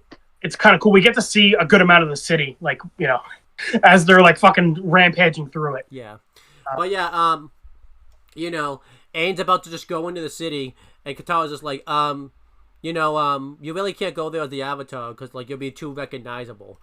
So like you need to like wear like a disguise. I like that. It kind of feels like they learned from last episode. Yes, and it makes the episode like it shows like because we talk about a lot that book one seems very one-off-ish. So this kind of shows like each episode like has is talking about the rest and referencing each other and everything like that. So. I like that. And also, again, as we said earlier, Aang doesn't know about Sozin's comet because later on, he's like, okay, look, we're going to do one slide and then we're going to the North Pole, okay? So, like, they're here because it's like another one of Aang's checklists. Yeah. So, so the disguise that Aang wears is he pretends to be an old man and he basically puts up his fur, like he puts like a hairdo on his head and then like he puts like a mustache and like a beard. And I like Aang's joke here where he's like, oh, the stuff is so rich, how do you live with this stuff? And like Appa gives him like a look like you question the way I live type of thing. Like he's like you question like you're making fun of me type of thing. I really liked that. So Appa's like, all right, square up. I like what Sokka says where he's like, hey, look, you could be my grandfather. Or like, you look just like my grandfather. And Katara says, well, hey, technically he's 112 years old. So you could pull it off. Yeah, it is funny thinking that like, Katara and Aang end up getting married and he's old enough to be like their great grandfather. I mean, it's not uncommon in these times, like. I think it's a little less common. Well, I was just saying, Doug, because King Henry VIII he would marry people like that were way younger than him, type of thing. No, I know, but I'm saying but still, like Aang is 112, Katara's 14. There is a 98-year age difference. That's true. So I'm saying you're right that like the age difference thing like was a thing back then, but not quite that extreme. Mainly because I don't think people really lived that long. Yeah, right. I mean, not 100. As we see, freaking one of his friends ends up living that long. So. Oh yeah, true. I say that, but then we have fucking this guy. Yeah. And I just said last episode they made Kyoshi live to be 260. It's awesome. But yeah, which is like damn. Yeah, it's your turn to talk right here. So. Yep. Like I haven't been talking already. Sorry. So they end up going into the Omashu gates, and they're like, oh, we'll get past. It's fine. But then fucking the Chad himself, Cabbage Man, is at the gates, and the guards are like, we don't fucking like cabbages here, and they chuck it off the bridge into the abyss. This is what I meant. And This was my reference earlier when Kazane's kind of out of his Yeah. water because he mentions like the people in Omashu are the friendliest in the world, and then I think it was meant to be like a comedic thing more so than like, but like this guy like you said. Well, like you said, it's kind of like the Butch Hartman thing where they say one thing and then immediately the opposite thing happens. Yeah. Maybe Butch Hartman was a ghostwriter on this. Maybe this is like the one thing he contributed type of thing, and like he didn't want to be credited for that. Like in the hallways of Nickelodeon, he stopped them. He's like, guys, you gotta set up one thing and immediately do the other thing. All right? He's just doing and that. then just walked off. That's just how all the writers in Nickelodeon, like, they'll just like walk by each other and just like give like give like advice of what they should put in like each other's shows, and they're just doing it type of thing. Yeah. Dude, it was the biggest disappointment that never had like Aang in the those crossovers with Nickelodeon. Yeah. Well, technically he was in Attack of the Toy Bots. Yeah, like as a picture. It counts. Yeah, I know. He's in the a fucking NFT. He's in that the Nicktoons basketball like game or whatever. Oh, thank God! The greatest crossover in fucking history. Owen, I totally forgot that was even a thing. Which is funny because we played the shit out of that when we were kids. Remember, like, we would try to play that game like 2-player, but it like sucked. Like you couldn't even play it on 2-player. Like it was... Oh no, yeah.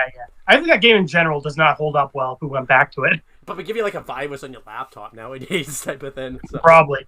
I would be surprised if our laptop even like that. But anyway, sorry. Cabbage Man, fucking always losing the one thing in life he cares about, goes, "No, my cabbages." It's funny. They didn't let him into the city with his cabbages, but like 5 minutes later, he's in there with his cabbages. Well, they were rotten cabbages. Cabbage Man is eternal, huh? They were rotten cabbages earlier, so like he had to get different ones. Yeah. Well, he's really good at getting those cabbages like that. He fucking has a whole cart of them like 5 minutes later. But yeah, this is the biggest meme of Avatar, where this guy, like, honestly, if this guy probably, if you piss him off again, type of thing, he probably would cause another war over cabbages, type of thing. That's how much he cares about his cabbages. Oh, and it's funny. In The Legend of Korra, we find out that he ended up making like $1 billion company called Cabbage Corp. That's awesome. Yeah. So, and he has a fucking statue. When did that happen then? Because he's pretty. I mean, I guess he just made it at some point in between Avatar and Korra. How long did he live then? Because he's pretty old here. So like. Yeah, I mean, I guess he lived long enough to fucking make $1 billion corporation. That's awesome. Cabbage Man is the best like rags to riches story. He came from nothing as a simple cabbage merchant, and then he ends up making $1 billion corporation. Yeah, it's great. Good for him. And then that business ends up getting shut down, and his like grandson ends up saying, "No, my Cabbage Corp." So I'm glad that the catchphrase fucking runs in the family. Yeah, I like that. I'll have to go back. I'll have to go find that. Yeah, so look forward to that when we get to Korra. When we're like 40. Yeah. At this rate. Well, I'll be 40. You'll be like 30. You'll be like 30. Yeah, I'll still be kind of young. So yeah. The guard is giving Aang and them a hard time, but Aang kind of just walked up to him very quickly and starts doing the old man rant, like why I ought to get put you over my knee and fucking whip your keister kind of thing. I do gotta say, and he's like, all right, I'll let you in. Aang's voice actor did a good job at this too, by the way. I thought he was pretty good. Yeah, it's funny because Sokka and Katara's voice actors are adults during this. Yeah, they're just like playing kids. Aang's voice actor was legitimately like 12 during this. Right. Oh, I do want to say, by the way, did you notice last episode compared to this episode? It seemed like something was off between Katara and Aang's like voice actor. Like not off, but like it seemed like they were kind of. In the Southern Air Temple. Oh, in Kyoshi. Yeah, like it's sounded normal to me. They sounded like a little. They sounded younger, like in that episode versus this episode. Sounded normal to me, but I mean, it is pretty early on the show. I wouldn't be surprised if they haven't like fully nailed the voices. Not as bad as like Max. And Ben 10 and oh yeah, in early Ben 10 where he had the fucking like Southern accent in permanent retirement for some reason. Yeah, it's weird. It was only that episode too.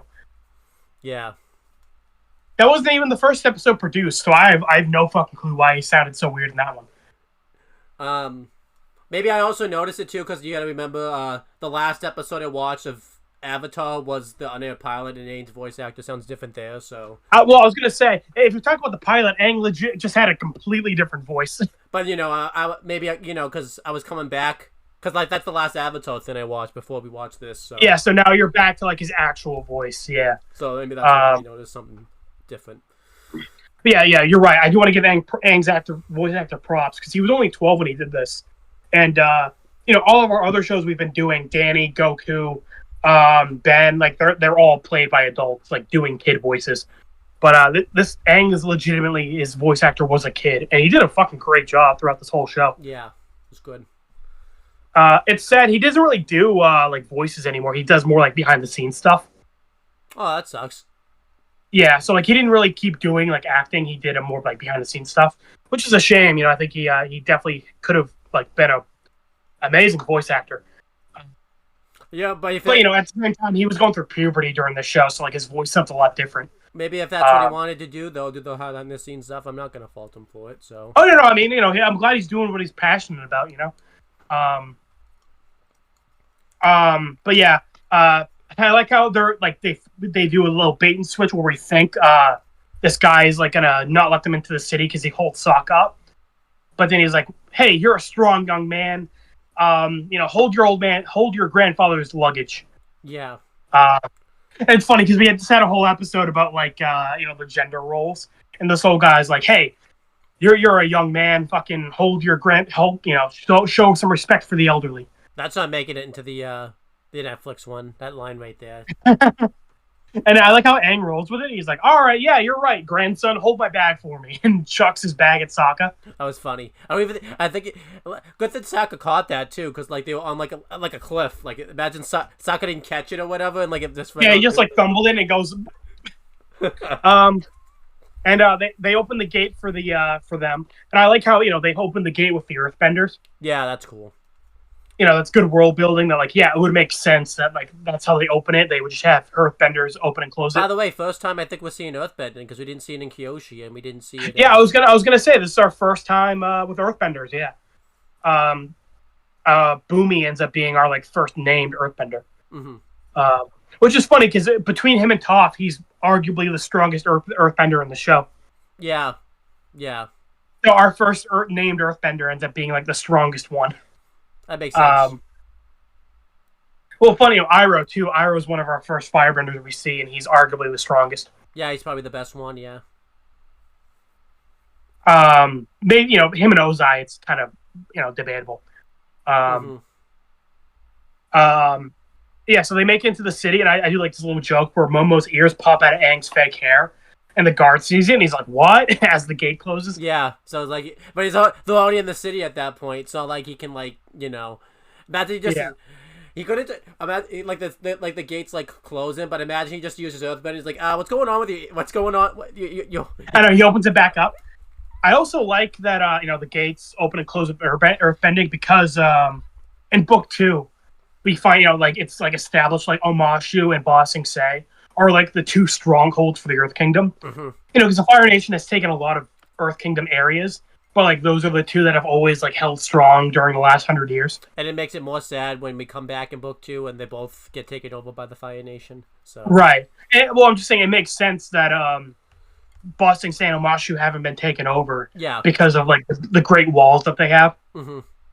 Well, Omashu doesn't have like a great wall, but it's a pretty big wall. It'd be hard for a Fire Nation army to like get in there. Yeah, like that. Like that's why the drill makes sense because they have to drill it their way in. In the drill episode. So yeah, like when we come back to Omashu and it's been taken over the Fire Nation, it's like, oh shit, wow. And I guess we know how they did it because that's how that's how I could say Team Avatar because they were that in season 2. That's how they got in. So I guess we know how the Fire Nation got in. So yeah, well, we find out Boomy like surrendered like immediately. Yeah. But yeah, we get into the city, and we get to see it, because it's on a giant hill. And we see how there's a bunch of like ramps all over the city, and they basically let the packages like down the ramp, and gravity kind of just like takes it all over the city. Mm-hmm. And that's really cool, because again, I think that would make sense if you're gonna make a giant city on this big hill.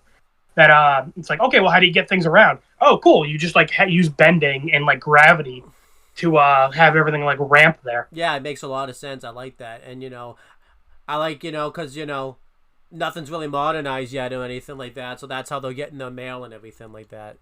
That's really creative. And again, that's what I love about Avatar is that they make all these like cool different locations and like use the setting to its advantages. Like, it would make sense. Like, okay, you have this giant city on this hill and you have earthbenders. Okay, yeah, make a bunch of ramps, earth bend the packages down, and gravity will kind of just do the rest. Yeah, definitely. I think it makes a lot of sense. But Aang found other ways to use the mail service.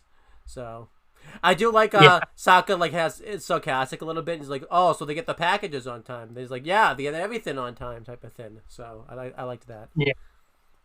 Like Sokka's being sarcastic and Aang is being like genuine. Like, yeah, of course they do. And I do like what Avatar though. They use they understand the timeline that they're in, so they'll kind of like use the timeline to like create. They don't call it the postal service, but it's essentially what the postal service is in like Onomashi. Yeah, it's like an early version of like getting their mail. Oh yeah, but I forgot to mention earlier. When they were outside of Omashu, we saw a little bit of snow on the ground, which I thought was cool, showing that like they're still like kind of near the South Pole. Mm-hmm. We saw like a little bit of snow on Kyoshi Island too, so I'm liking that because I don't think we really see any like snow next episode. Kind of showing we're getting further and further north. Yeah, that makes sense. Kind of shows that they've been moving and not just staying in one place the whole time, type of thing. So yeah, and then you talk about Aang's like little flashback he has when he's talking about the ramp. That's still you. Oh, is it? Okay, sorry, I mixed it up. Yeah, so Aang has a flashback to an old friend he used to visit in Omashu. And I like this because Aang said in The Boy in the Iceberg that Aang had friends all over the world. Mm-hmm. And I think this makes sense because Omashu is pretty close to the Southern Air Temple. So it makes sense that Aang would kind of like visit it. Especially too because he had Appa and everything like that, so he had an easy way to get. Yeah, well, Aang was an air nomad, and air nomads would travel all over the world. Yeah. So that's why I said it's weird that Aang never went to the South Pole because it was like right next door. Right. And again, it makes sense why he went to Omashu because it's like the nearest Earth Kingdom city. Right. Definitely. Yeah. So Aang would visit his friend Bumi in Omashu when he was younger, and we got a flashback of that. This is probably the last time he saw Bumi. Because Aang got his tattoos when he was 12. Yeah. This is probably like the last time he visited Bumi. It doesn't look like, too, it's like too long before, like, he goes to the iceberg and everything. Like that's what I'm saying. This is probably the last time he visited Bumi, like, before he got frozen. Yeah, so that's kind of cool. And Bumi is, a kid about his age. And, he's got, like, really crazy spiky hair, and he's, like, eye twitches. And I like how he snorts when he laughs. Mm-hmm. And he tells Aang, like, look at all these ramps. Think of all the possibilities. And I like how Aang is kind of in Sokka's position in the flashback where he's like, they get their mail on time, I guess. Yeah, I like that. And then Bumi says, it's the world's greatest super slide. And Aang immediately, like, his face lights up. And he's like, Bumi, you're a mad genius. And that big quote that he says in the past is, sometimes you got to open your brain up to the possibilities. And this ends up becoming like a big thing. This episode, so I liked that. Yeah, and then we see young Aang and young Bumi, going on the cart and sliding through the city. Yeah, it was cool. I like that. We got to see like a flashback of like Aang and one of his friends. And I like that Aang was kind of. I think this is really the only time we get to see something like that, because Aang mentions his buddy Kuzan later in the show, but we never see a flashback of it. Mm-hmm. One of the comic books actually shows Aang and Kuzan. When they were kids, but like we never like see that in the show. Oh, you have to send me that. Yeah.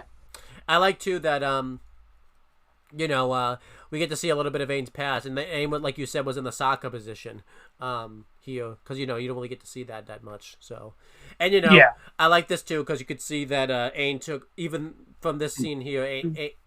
Bumi was very influential of why Aang is the way he is when it comes to like thinking outside the box and like riding the elephant koi fish and like going penguin sledding and everything like that. Like that's why he does. And he ends up still teaching Aang And I also like this because you can tell Boomy meant a lot to Aang, and in the Legend of Korra, Aang ends up naming his first son Boomy. Oh, okay. I didn't know that actually. So. Yeah, yeah.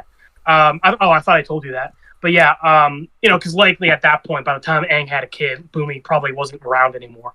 I don't know. He still could have been kicking. You never know. He could. Yeah, I mean, he fucking made it to 112. Fuck it. He might have made it that longer. Yeah. But yeah, for Aang to name his first son after Boomy, it shows that and especially because as we find out, Boomy's like the only person from Aang's old life who's still alive. Yeah. So I think Boomy means a lot to Aang. Yeah, definitely. And he has and it has like a lot of his characteristics and everything like that. So yeah, like you said, I think Boomy kind of teaching Aang to keep the possibilities open and find the fun in weird situations. Like you said, the koi fish, that was probably Boomy's idea. Yeah, probably was. But yeah, Aang kind of, I think that makes sense why Aang wanted to come to Omashu, is he wanted to kind of relive the glory days, mm-hmm. The good old days. Because as far as he knows, Boomy's probably not around anymore. Yeah. So I like that he decided to take Sokka and Katara there and slide her on the ramps like him and Boomy did. Yep. So this is my turn to talk. Yep. I like this. Aang even says one ride and then we'll go to the North Pole. Airbender's honor. I think Aang was being genuine there, type of thing. I don't think he would lie about something like that. So. Yeah. But like I said earlier, I think it makes sense. He doesn't know about Sozin's comment yet, so of course he still kind of wants to dick around a little bit. Yeah. So he slides. They start sliding down the slide, and it's like a roller coaster pretty much. Katara's like, okay, this looked fun from the bottom, but now that I'm up here, I think I'm having second thoughts. But right when she says that, Aang just starts going down the thin type of thing. Yeah. Which is pretty realistic, feeling sometimes of how people have when they go on a roller coaster like that. Yeah, you get to the top and you're like, oh, can I get off this? But yeah, so Aang, they start going down the slide, and instantly it kind of starts to go badly. One of the things that people start to ship is spears, and the spears. Who the fuck is shipping that? I don't know. Especially without protection on it. Well, to be fair, they probably didn't think that'd be people on the freaking. Yeah, I know, but imagine you just have a package in front of it and it stabs into someone's mail. Someone gets their fucking mail and it's got spear holes in it. Yeah, but it nearly decapitates Sokka and Katara. They have to duck down and Aang's I'm on it type of thing and moves the barrel around and it goes off and lands on a building and then they go back on a normal mailing system and pretty much. This is what I meant earlier when we got to see a lot of the city through this through this, which I liked because it makes up for the fact that they're in the Kin's lair later on, so I like that we got to see. Yeah, because we don't really get to see much of the city after this, so it's cool. We get to see a bit of it here. But yeah, I like this, and I like the way this was drawn and everything like that. So they continue to go down the slide, and Katara and Sokka feeling for their lives, especially because they almost just got decapitated. And Katara's just Aang, do something, use your airbending, and it ain't. It's just thinking this is a fun thing, just oh yeah, it'll make us go faster type of thing. So he wasn't even Aang didn't even see the fact that they were in danger type of thing. So. Good that this wasn't Kaya. Kaya would have told Aang to grow up and all that type of stuff. Start acting like the Avatar. So good thing this wasn't Kaya. Katara's evil twin. I know, right? But they do. I like. I'm sorry. Go on. They do a few funny bits here. There's someone with soldiers talking about how they're gonna be prepared to go to war. So you should be prepared for anything. And typically the joke would be you think the guy's gonna get decapitated, but I like that they do a. I like how that's where you went with. I thought you were oh, they'll slam into him. They'll fucking decapitate him. Yeah, but it does a freeze frame and it shows they land in front of him type of thing, and then I thought it was pretty good. I like that they kind of bait and switched you there. Kind of reminds me. I also like he was saying prepare for anything, and then all of a sudden these three just slide through them. Yeah, it was kind of like the Family Guy joke where. Peter gets a slingshot and you think he's gonna trash a store, but he ends up landing in front of it type of thing. So it was the Family Guy joke all over again. Yeah. And then someone's like has clearly taken like time, and like months and years off their lives to like make this pottery like dish, and you know, I feel like this. I like this one. You think they're gonna bait and switch you, and they're not gonna slam into it, and they delay this for like a good couple of seconds, but then they just slam into it and slam into the pottery bowl, and all Aang says is just sorry, and the guy just looks like confused type of thing. But I like this too because it's also showing like the culture of Omashu. Like everyone's pretty peaceful and everything like that. No one's really like, you know, they're not really in war mode. They're kind of like still just living their lives and everything. We say that, but the soldiers were like getting ready to go to war. Yeah, maybe, you know. Yeah, but yeah, I know what you mean, like the average citizen. Yeah. And then they also go into like a store, and AJ froze on my end, but we'll just there he is. Oh. But yeah, they go into a store, and I think it was like a pet store because you see like Momo's like fighting like a cat, and like Momo wins the fight. That's if the cat won the fight, and they have no more Momo anymore. Like the Momo just takes the cat. They just use the cat as a replacement. So good thing Momo. It's also weird. Well, it's funny. Avatar, remember, doesn't have like our animals. They have like hybrid animals. Yeah, but that was a normal cat, and later on, Boomy says Kangaroo Island. It's like, how the fuck do you know what a kangaroo is? Yeah. So then, you know, and they're at the part now where like the Earthbenders are like sending the mail out, and like they had koi fish. I mean they were giant koi fish, but they had regular koi fish. Yeah. Avatar, come on! I guess they haven't like established that yet. They have like hybrid animals. I mean, Unagi, that's something you see hanging around all the time. Totally. Oh yeah, you know, I have one, you know, right next to the little monkey boy. You know, of course. Yeah. It's totally normal, commonplace. What's it called? That like the Sasquatch. What's it called? The other fin that like you said you liked. The serpent. That's totally normal. Oh yeah, the serpent, the Unagi, little boys with monkey tails. Fucking, I see them 3 times walking down the street. A day. So you probably see it out the window right now, Paul. Yeah, if I look at my window, I'll probably see 3 of them right now, just hanging out with each other. Yeah. But anyhow, so you know, eventually, you know, after causing ruckus in the city, but finally they just slam on. You know, we see that guy with his cabbages. He's like loving these cabbages. He's rubbing them all over his face. Oh yeah, it's a little weird. This guy likes his cabbages a little more than he should. And yeah, they just slam down and destroy his cabbages, and you know. Listen, good timing. He probably would have been rubbing something else on his cabbages if they didn't interrupt him. Yeah. And you know, this causes the soldiers to come over and arrest Team Avatar. So and Aang's like wig got destroyed during that, so you know his arrow is exposed. So they kind of like, you know, they don't even know he's an airbender yet because obviously the Ken like says something. Well, I'm saying, you know, because Boomy sees him, or the king. Yeah. Oh, who could he be? It's a mystery. Wow, AJ. Wow, just giving it away. Spoiling the show that we saw 20 years ago. But I can't call him Team Avatar, but you can just go ahead and spoil the biggest thing of this whole episode. So it's good. But overall, though, I liked this ride right here. I liked that we got to like see the city and everything like that. I thought it was awesome. It's great stuff. Yeah, this was maybe my second favorite scene of the episode. The ride. Mm-hmm. Would you go on this ride? Fuck no. Oh yeah, you're afraid of heights, aren't you? Well, I mean, I was just thinking I would have gotten speared. Like, I wouldn't have fucking made it past 20 seconds. Well, you're already on. No. But yeah, I also don't like heights. So, like, that's an extra reason to fuck no. I feel like, too, Aim probably wouldn't tell you how high it was. And then, like, you know, he would do what you did to Katao and, like, Sokka type of thing. And, like, made you go down anyways. Yeah. It's like, yeah, it's the same thing. I would start, be like, oh, yeah, sure, it sounds fun. And then we get there, and I'm like, no, I'm good. You take the walk of shame. Yeah, I know, right? Fucking walk of not dying. Fucking walk of self-preservation.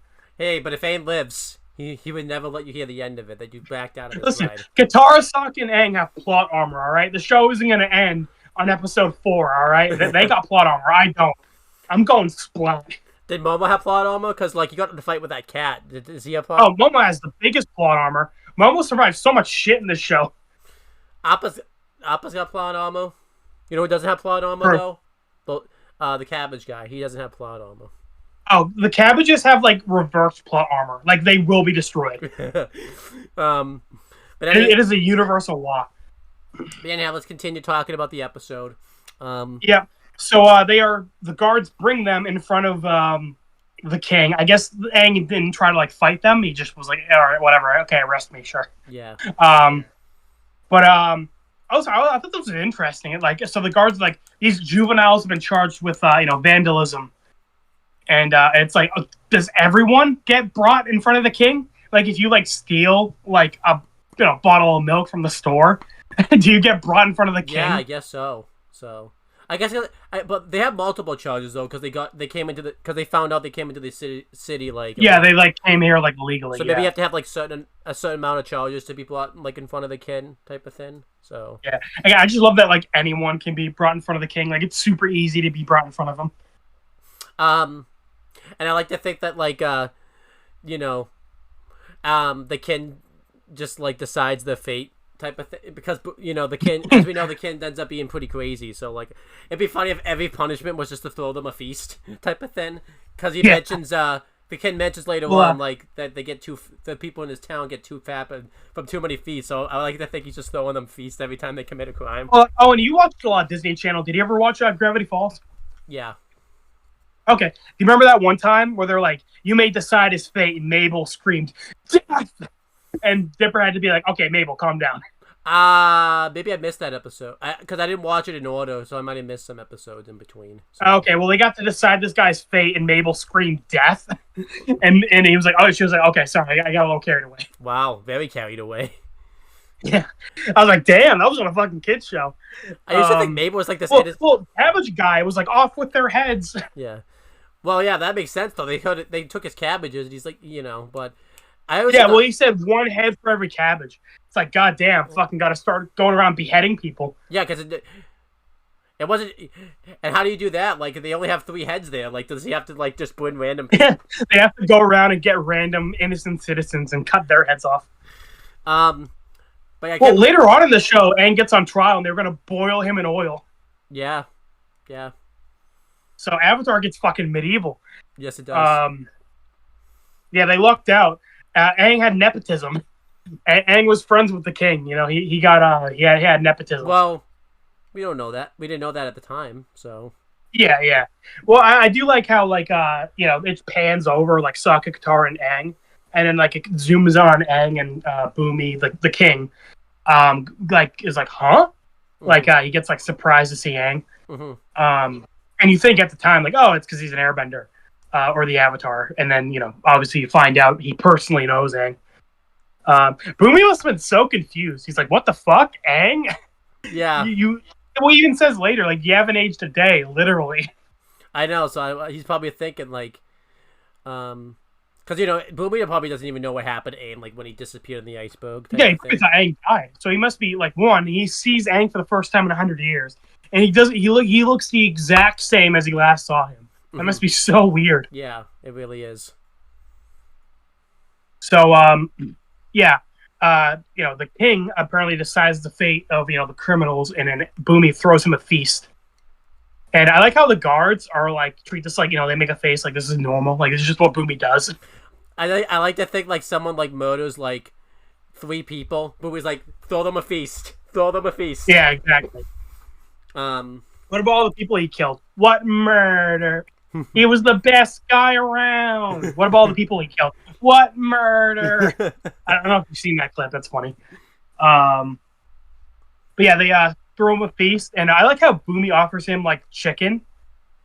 Well, he says like, "Oh, my people have too many feasts, so now we have to start, eating them without the chicken skin or something." And Aang's like, "I'm a vegetarian." Well, it's funny. Bumi would have known Aang's a vegetarian, but he still tried to get him to eat chicken. I like to think every time like Aang came over, he tried to get him to eat meat, and he just wouldn't do it, type of thing. It's like, yeah, And then when Aang says no, he immediately stuffs it in Sokka's mouth. Sokka loves it too. I know, right? Sokka was all about it. Well, next episode we see they're like eating nuts in the woods. So he's like, "Fuck it, I'll take it while I can get it." Yeah, I'm surprised too. Like Aang wouldn't. I know Aang says he doesn't eat meat. Like you're literally like living off of nothing. You want to eat something, like. Yeah. But the name's not in Yellow Jackets, by the way. Also, I realized he offered them chicken. They shouldn't have chickens. I don't know. Don't know. I guess there's, right now they have normal animals, but like in next episode, like all of a sudden it just switches. Like all the normal animals die, and now it's all hybrid animals. They experimented. Yeah, they experimented and just let them all loose. Yeah. You know what? Boomy was like, all right, Cabbage Guy, we're not going to cut their heads off. We'll go and find every single normal animal and cut their heads off. How about that? Yeah, I like that. Like that. After this episode, all the normal animals are dead. Boomy killed them all. Mm-hmm. But yeah, I'm throwing him a feast, and Boomy's kind of like asking Aang questions. Like, so, Mr. Hippo Puppet, like whatever Aang's like alias name was. So, where are you from? And he's like, oh, I'm from Kangaroo Island. And I like how Boomy says, wow, Kangaroo Island, that place must be really hopping. And we hear like a in the background. Not even just that. There's like a pause for like 2 seconds. Like they let this thing go.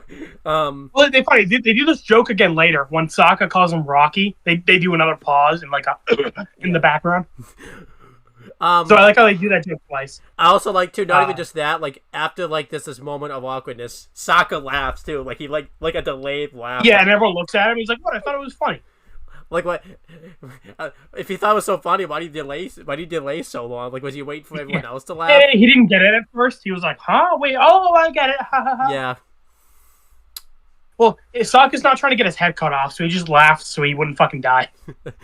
Imagine him laugh is what got his head cut off, type of thing. Yeah, I know, right? Yeah, off with his head. Yeah. So, and then Boomy throws a chicken at Aang, and Aang like reflectively like blocks it with air. By the way, we need an episode where they go to Kangaroo Island now. Exactly. You know what's funny is they brought up like Whale Tail Island like 3 times later on in the show, and we never went there. I need to go to these places. I know, right? So that should have been a running joke throughout the show too. Kangaroo Island. I like to think Aang went to all these places like afterwards. He like looked for Kangaroo Island afterwards. Like tried. Yeah, I like to think it is a real place. Yeah. Yeah, and then Aang tries to like play it smoothly after everyone realizes he's the Avatar. Mm-hmm. Well, I like how so he's the Airbender and the Avatar. Well, obviously, because all the Airbenders are dead. So if there's an Airbender around, probably the Avatar. Yep. Aang is like, all right, guys, you got me. I'm the Avatar. I'm just gonna, just checking around the place. No Firebenders here. He looks under the table. All right, guys. Well, spreading my, the whole message of peace and love. All right, see you guys later. And then obviously the guards block them. Mm-hmm. And then the king says, all right, Avatar, since you're here, I'm going to make you do 3 challenges. And, you can't leave until you do them. And I like how he says, we're taking them to the chambers. And the guard is like, wait, the good chamber or the bad chamber? And Boomy's like, the newly refurbished chamber, it used to be the bad chamber, but it's not really bad anymore. So I guess technically it'd be funny now if the bad chamber, the newly refurbished one, is actually better than like the good chamber now. Yeah, so I guess the good chamber would now be the bad chamber. Well, it's funny when they get there. Sokka's like, "Oh, this place isn't bad for a prison cell," and Aang was like, "Yeah, well, I guess they did say it was newly refurbished." I wonder what it looked like before. I'm kind of afraid.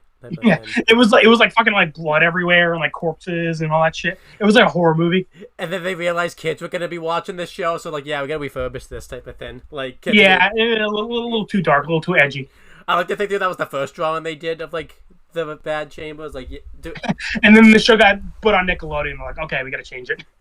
Like everything else was exactly the same except this one room was like super rated R. Yeah. But yeah, so then we're at the chamber. And by the way, we hit 40 minutes, so let's try and speed it up. Okay, I'll try to speed it up. That applies to me too, not just you. So yeah, they get to the chamber. And obviously they're trying to figure out like what they're gonna do about these challenges. But like they don't want to stick around to find out. They want to just get out of there because they don't know what these challenges are going to be. So Aang comes up with the idea that Momo will sneak through the air vents, but he doesn't fit because I think he got too fat from the feast. They say that, we're not just going to stick around to find out. I did like, too, to get into this, because they can't just leave either, because to get into the the chamber, you have to like be able to earthbend, you know. So I like that they made that pretty clear, type of thing. They can't just leave, type of thing. Yeah, that's what it's. What's a cool part about book one is, you know, Aang can't waterbend or earthbend yet. So like, you know, a lot of these situations, Aang is like, you know, he can't bend his way out. Yeah. Which in the Southern Air Temple, we brought up how like they were gonna do an episode where Aang and Sokka got like handcuffed together, and we were like, that would have been a really fun episode. But like, you could only do that in book one because once Aang learns earthbending, like he'd be able to just like, you know, break any like handcuffs he's in. Yeah. Unless the metal. Type Yeah, of thing. true. So, so they go to sleep. The next day, Aang wakes up and Katara and Sokka are gone. I guess they came and got him overnight, which I guess Aang must have slept through that because, like, obviously, he woke up to the, you know, he must be like a heavy sleep, Very heavy sleeper, apparently. Because you know they make noises and stuff, and they go out, and you know, at first the kin is just kind of being a jokester to Aang, saying like, "What do you think of my outfit? Come on, do you have your best shot?" And Aang says, "Well, I guess it's fine." So he makes him think that, you know, Aang completed the first challenge, but it was just like a little challenge, which I thought was kind of. I like that, you know, the kin's like trolling Aang pretty much with these challenges and stuff. Yeah, Aang is like, "Is that one of the tests?" And he's like, "Well, not one of the deadly tests." So I guess it was like a mini test, you know, like like a prequel type of thing. It was like a 0.5 test. Yeah, and you know, Aang's pretty much demanding that the kin give him back his friends and everything like that. So the kin kind of realized that Aang would do this. So he pretty much, you know, puts pressure on Aang to like do these challenges and like pretty much cooperate with them. And he puts rings on Sokka and Katara's fingers, and these aren't just any rings; they're gold rings. No, they're not. They're wedding rings. Bumi proposed to Katara and Sokka. Both of them. Yeah. I mean, wait, we don't know what happens in Omashu. That's They could be true. cool with that. But what this are is these are like a strong rock, and pretty much what happens is this is gonna grow like exponentially until it covers in them, and apparently this has happened before because I think Boomy like made a joke like, "Oh, it's a terrible fate, really. I've seen it happen," type of thing. So I guess that's a punishment, like, you know, when you like. Well, I wonder if he's fucking with them because, like, you know, we later find out it's like rock candy. Yeah. So could they have just eaten their way out if they wanted to? Yeah. The one time Sokka doesn't try to eat his way out of a problem. Mm-hmm. So obviously this makes Aang, you know, cooperate. I will say this: as these challenges and stuff went on, they made the kin more villainous. I think to make it like a bigger twist when we find out who the kin like actually is, type of thing. Because he was more villainous as the show. Like, I like how Aang, like, you know, Aang has a spine during this. Like, he like talks back to the king a lot. Like, once he gets the key, he's like, "All right, I want my friends back now." And Boom's like, "All right, not yet." And then once he gets Flopsy, he's like, "All right, I'm ready for the next one. Like, come on, let's do this." mm-hmm. Like I like how he's, you know, not taking the king's shit. Like, he's, you know, he has a spine on him. Yeah, that's good. You know, He learned from Gyatso and he's got some iron metal balls on him. Seeing that Kyoto like killed a whole Fire Nation like army around him before he died, it's like, I know, right? But yeah, Learned a thing or two. let's get to the first challenge. Talk about the first challenge. Deadly challenge number 1. Yeah, round 1, fight. So again, this is why I said you can't really do any of this stuff once Aang learns waterbending, because, you know, Aang could have just like stopped the waterfall. So this is a good episode to do like early on, where Aang is more like limited in what he can do. So Boomy says or the king, sorry, has a key on a chain in a big waterfall, and there's a bunch of spikes around them. And he says, that's the key to his lunchbox, and Aang needs to go grab it for him because he's hungry. I like how back then they even have lunchboxes, by the way, too. Like, it's like... I know, right? I'm like, this is like ancient China. Like, I don't think they had lunchboxes. And Aang tries to just, like, go, like, into the waterfall, like, dive from under and, like, push his way up. Oh, no, sorry, it's after. He does that, and then he, like, grabs onto the ladder. Yeah. And, like, you know, the water current's too strong, and like blasts him out. And Aang, like, lands in between two spikes, and he almost gets turned into a girl because the spike almost turns him gives him a vasectomy at the ripe old age of 12. Mm-hmm. I will say I like how Boomy's like mocking him. I was gonna say this. I liked like Boomy was like mocking him doing all this type of thing. Yeah, he's like, oh, no one's ever gone for the ladder before. I love how he's mocking him, like doing even like before the challenge. He's like, "Oh, I've lost my lunchbox key and I'm hungry," but it's like he clearly put it there because it was hate. Yeah. So like, but in a weird, I like how when he's mocking him, he's like actually trying to like kind of give him hints. Because Aang goes up high, and then he like tries to like use a bunch of like momentum and like go through it and grab the key. But again, he gets like pushed out. And he goes like face first into a spike. Well, like the side of the spike. Yeah. Face first into the spike. The show would have ended. And Boomy says, "Oh yeah, no, keep just going head first in. It'll work eventually, I'm sure." So that's him kind of like he's taunting Aang, but like he's actually giving him advice. Yeah. Like don't keep going face first in. Like think around it. Because that ends up being the whole point of these challenges is that he wants Aang to like think smarter, not harder, basically. Yeah, definitely. Which is funny because in Ben 10, that was like a similar thing in Hunted. Ben kept trying to like brute force it, and Max and Tetrax were teaching him like think like smarter, not harder. Yeah, and that's what makes him pick like gray matter at the end instead of like But I like that. That's a lesson both of them kind of get early on is to like not keep forcing things. I think Danny gets this lesson later on, but we're not at that point yet. I think. Yeah, not quite yet. And I think he uses it somewhat like on Vlad. Well, he kind of uses it on Vlad at like the end. Like he doesn't really beat Vlad at the end, but he uses like his parents' technology. And like Vlad's stronger than him, so he kind of. Yeah, I guess we kind of get that in bitter reunions, but like not much. We get it more so in the episode like when him and his mom are like stuck, like he outsmarts like Vlad there because he puts the necklace on him. Yeah, like stuck in the woods. Yeah. I think it's because Danny doesn't have like a good grasp of his powers yet, so like he's not really at that point where he can brute force things. Well, that's what I'm saying. Like he can, so he's using like he is thinking smarter instead of harder type of thing. Yeah. Right now he's thinking smarter, not harder, and later on, I mean, I know Tucker does it, but with Tech, just like they had to get like the better like laptop like software type of thing to beat him type of thing. In the Garage Sale episode. Oh yeah. Yeah. So for when you said Tucker, I thought you were talking about Red versus Blue for a second. Like what? Yeah. Yeah. From Danny. Yeah. In LVB too, you could say like even though Wash is a brute force things, like he had to outsmart the meta like at the end of season 6. Yeah, true. That's a good point. Yeah.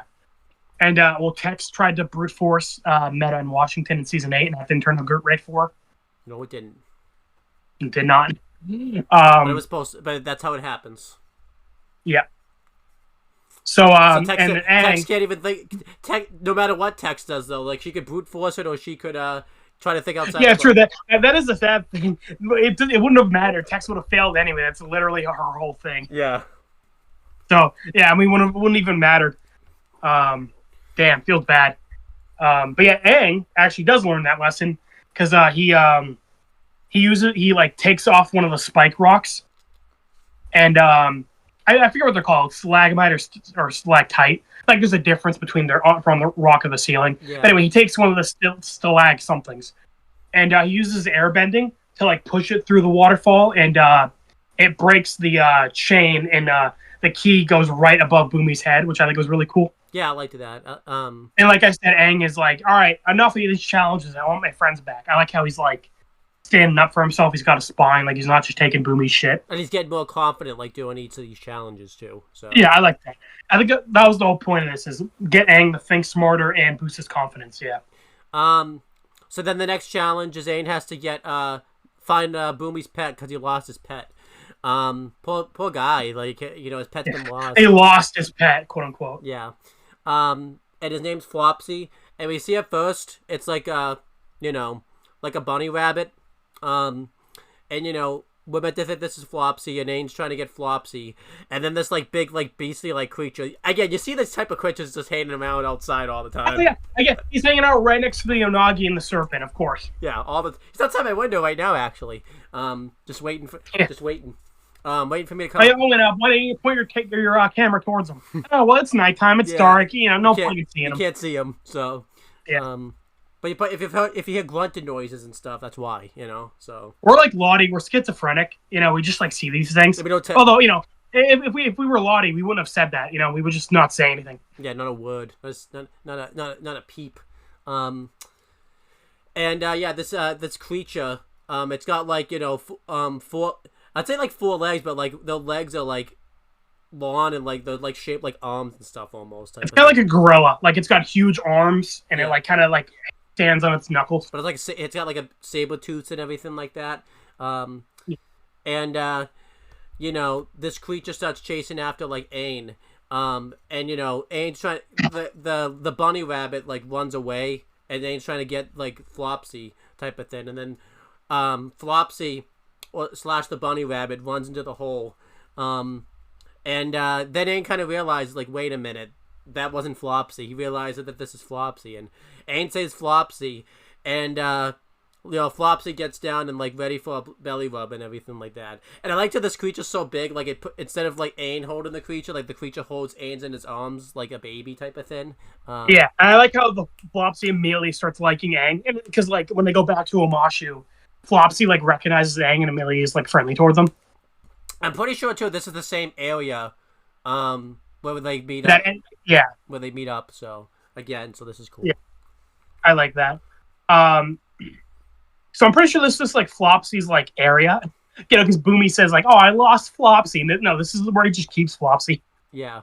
And I do like how when the king calls him up, like you said, Flopsy like immediately gets on his back, and Boomy starts like rubbing his belly. Yeah. So I like this. I guess this was a good challenge. I will say, like, I just imagine though, like Aang never felt like these challenges could have gone really long for like Aang, like Flopsy could have like impaled like Aang type of thing. Yeah, well, like we said last time, Aang could have just fallen on a spike and fucking died, and then Boomy would have been like, "Oh shit, I killed the Avatar and my best friend." Well, that's unfortunate.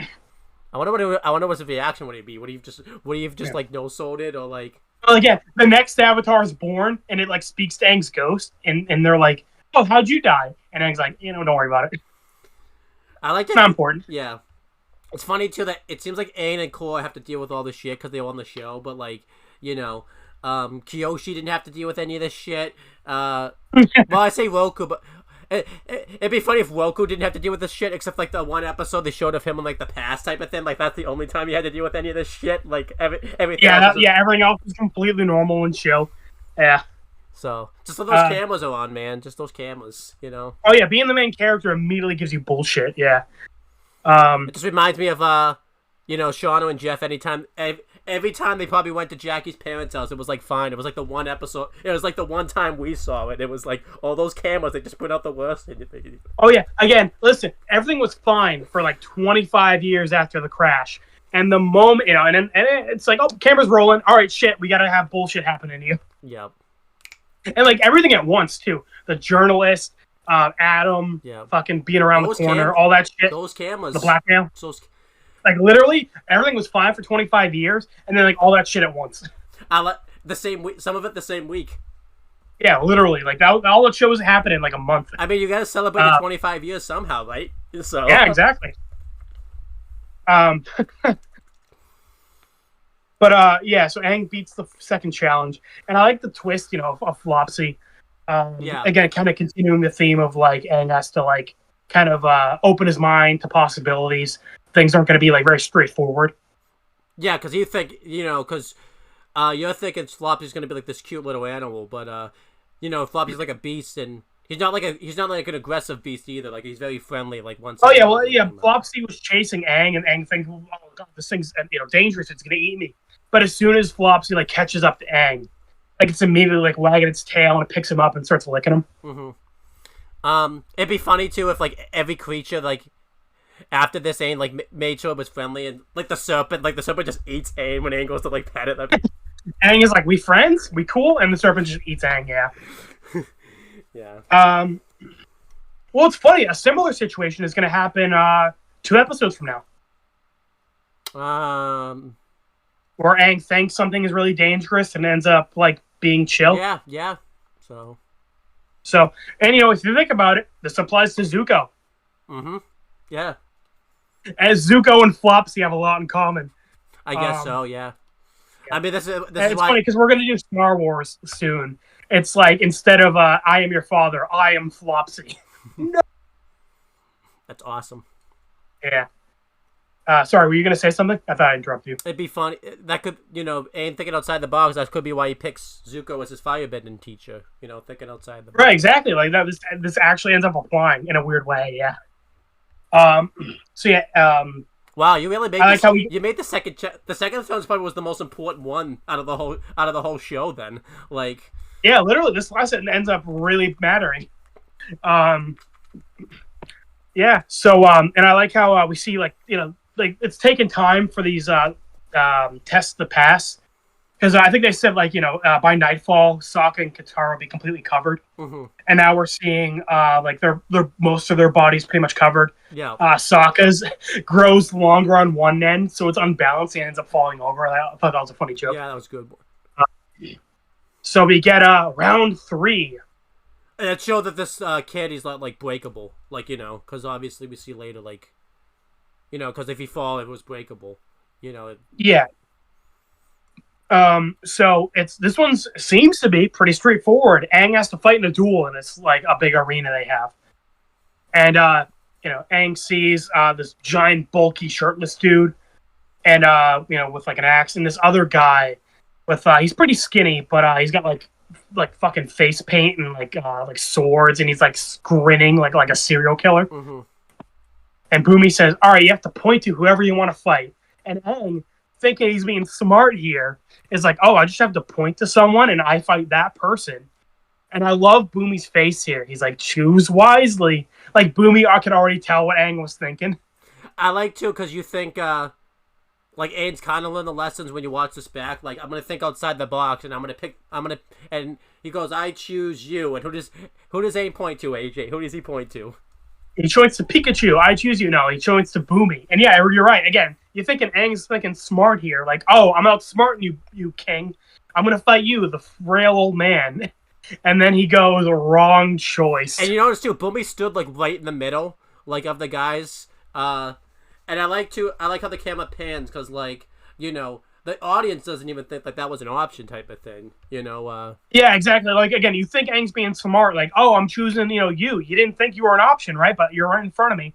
Mm-hmm. And then, again, Bumi knew he was going to do that. And he's like, wrong choice. And, because he's really hunched over, he immediately, like, straightens his back. He grows like a fucking foot, because he's super hunched over. He grows like a foot just from straightening his back. He takes off his robe, and he's fucking ripped. Mm-hmm. I like this too, because we haven't seen, like, we've only seen, like, the kid in the robes and stuff like that. We haven't seen, like, him out of his robe, so we think, like, he's like a frail old man type of thing, so. It's funny, they do this later with Iroh, when he's in prison. Mm-hmm. Where he's like, he's like padding his, he's padding his clothes, and he's actually, like, ripped underneath, and he's, like, working out. Mm-hmm. And he literally busts out of his cell. So it's funny. We end up finding out that Iroh and Bumi are buddies. Oh, I forgot about that. Yeah, actually. So it's Iroh might have learned that from Bumi. Like hiding the fact that he's just ripped underneath. Funny thing is too, like Iroh didn't even need like the Black Sun to probably get out of there either. He could have left anytime he wanted. Yeah, exactly. Just Black Sun would have made it easier for him. Yeah. That's actually another good point. They both ended up waiting for the Black Sun, because remember Bumi was like captive, and he said he was waiting for the right moment to strike. Yeah. And then the Black Sun happened, and then he took Omashu back. Yeah. And then Iroh, same thing. He waited for the Black Sun to break out of jail. Mm-hmm. So that's really cool that they both kind of like did the same thing. Yeah, and that's cool. Kind of cool that they're buddies, like you said. So. Yeah. Speaking of buddies, Bumi being the best buddy, fucking sends Aang flying into the arena because he knocks Aang off the platform. And then he goes down, and you see, like, from Aang's point of view, like, Boomy just towers over Aang. Mm-hmm. And then Boomy starts, like, chucking boulders and stuff at Aang, and Aang's, like, dodging and weaving. And this is kind of our first hint that he knows more than you think. Because remember, at the Avatar Returns, Aang said, like, the Fire Nation soldiers have never seen an airbender fight before, so they don't know how an airbender fights. Right. Aang is, like, dodging all the boulders, and then Boomy says, classic airbender tactic, avoiding. Yeah, and that makes sense, that I do like that they threw those clues in there, like, that, of who the kid like, was. Boomy knows how Aang fights. I like to. This is the first time we got, because we've seen Earthbender, but this is the first time we got to see it like in action type of thing. And this was really cool. And I think Boomy was the perfect person to see it in action because like he's a all powerful like Earthbender, so you could see all the stuff he can like do. I like how he even says like you'll never find a better Earthbender than me, and like Boomy definitely hold back. Like he definitely could have beat Aang. Oh, he totally could have. Yeah. Like this is the best Earthbender on the planet, arguably.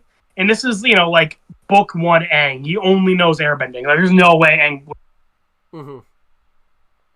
Mm-hmm. So, yeah, that's really cool.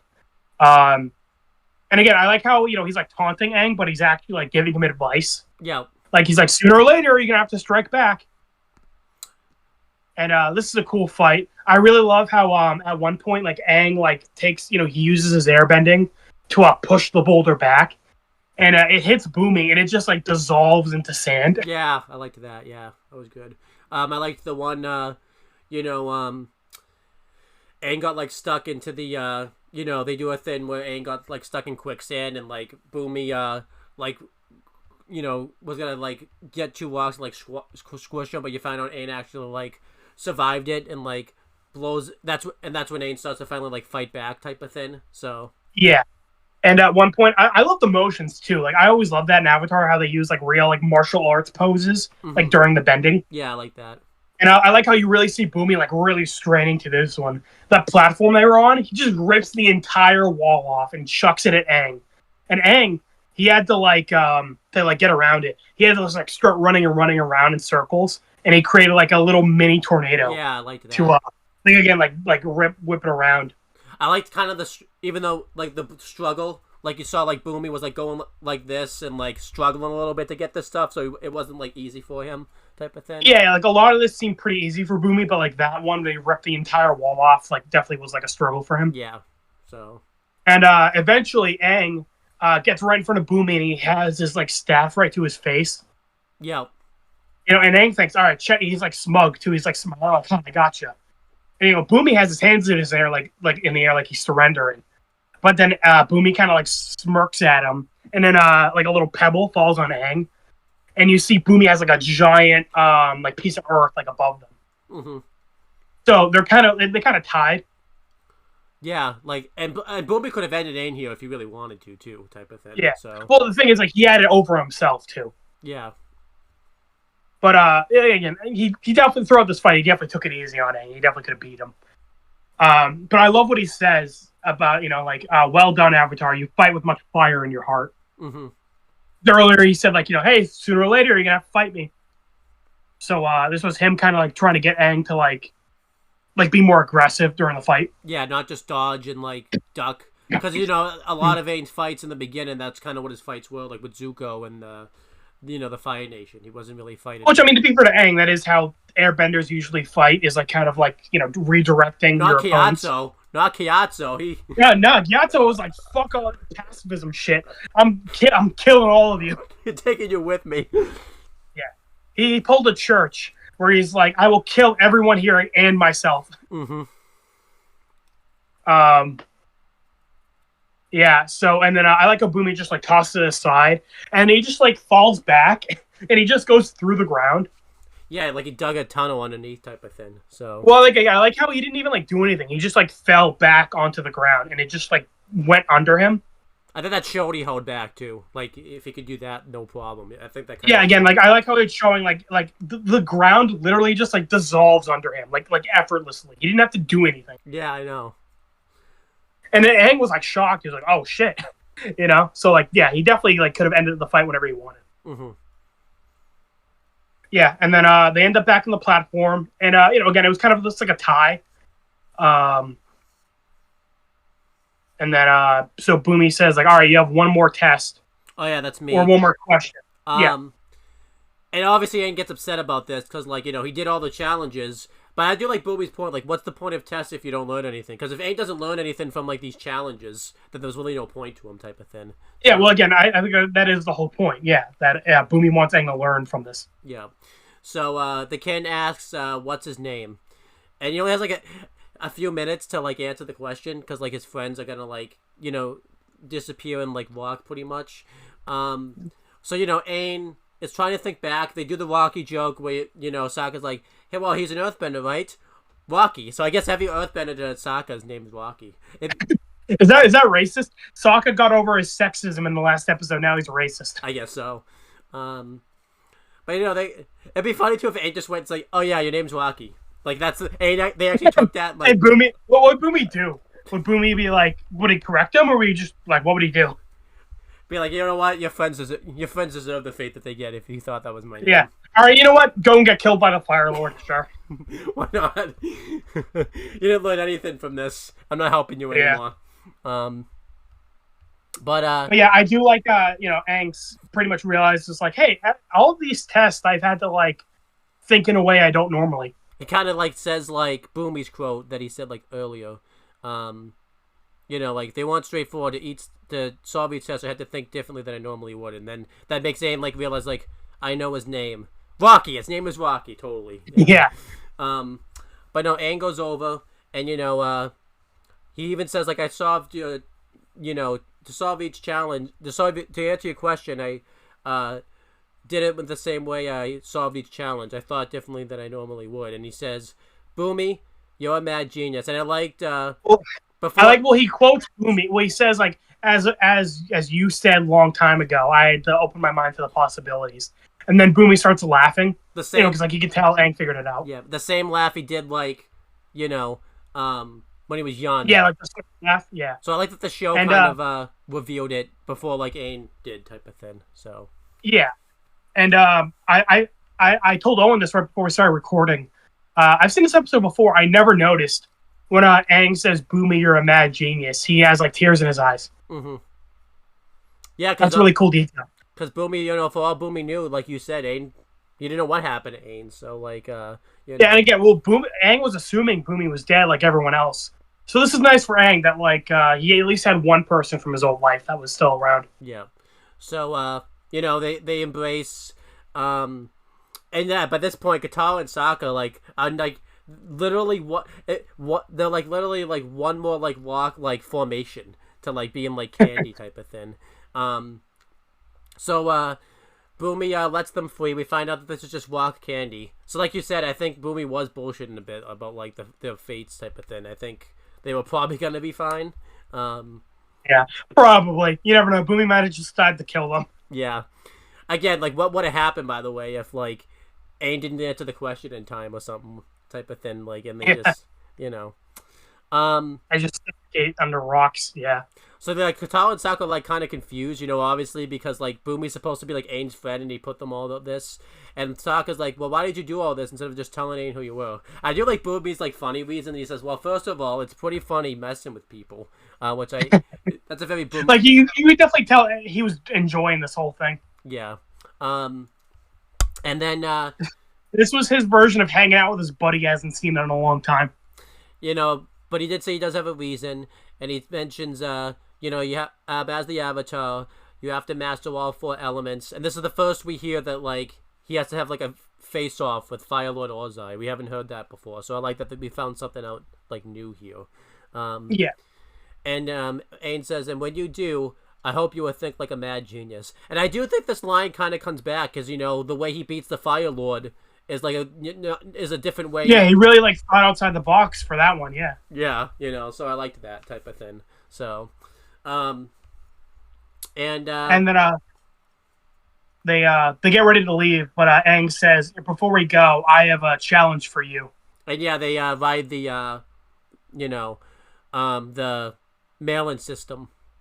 And I love that, because again, like we saw that flashback of them doing it when they were kids. And, keep in mind for Aang, that was probably only a couple months ago. But for Boomy, that was 100 years ago, So I love that, he kind of got to, go on one last little ride with his friend. And I love the way, like, the sunset was drawn and everything like that, too. And, like, at the end of this type of thing. Oh, and poor cabbage guy. We hear his cabbages get destroyed again. Off screen, too, which is even worse, so... I know, right? And it's like, you can't even do anything. It was the king that destroyed it this time. Yeah, so... unless he just... his new goal is to become the new king of Umashu now type of thing. Yeah, to get revenge. We find out he's the one that let the Fire Nation in. The cabbage guy. Yeah, the traitor. Yeah.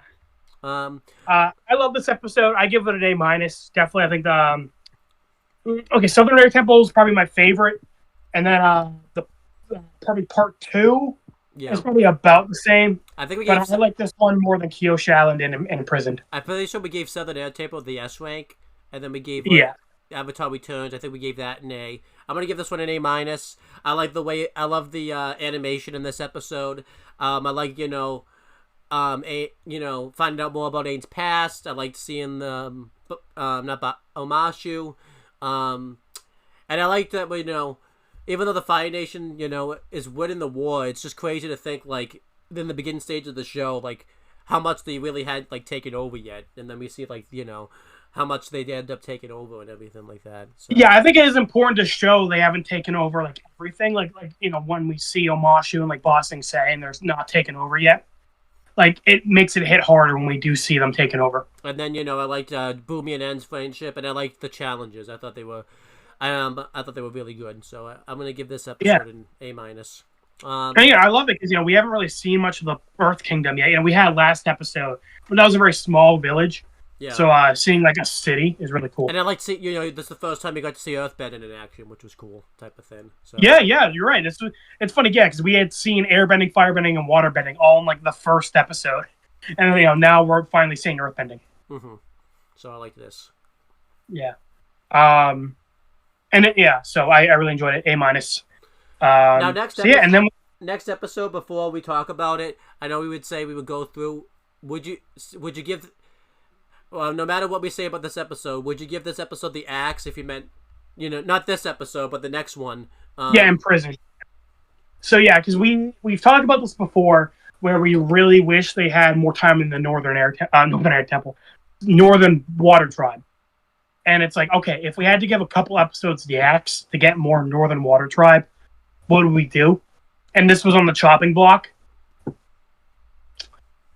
I mean, we still have the whole rest of book 1. There's probably a couple other episodes I would get out, but I would probably axe this one in order to get more Northern Water Tribe.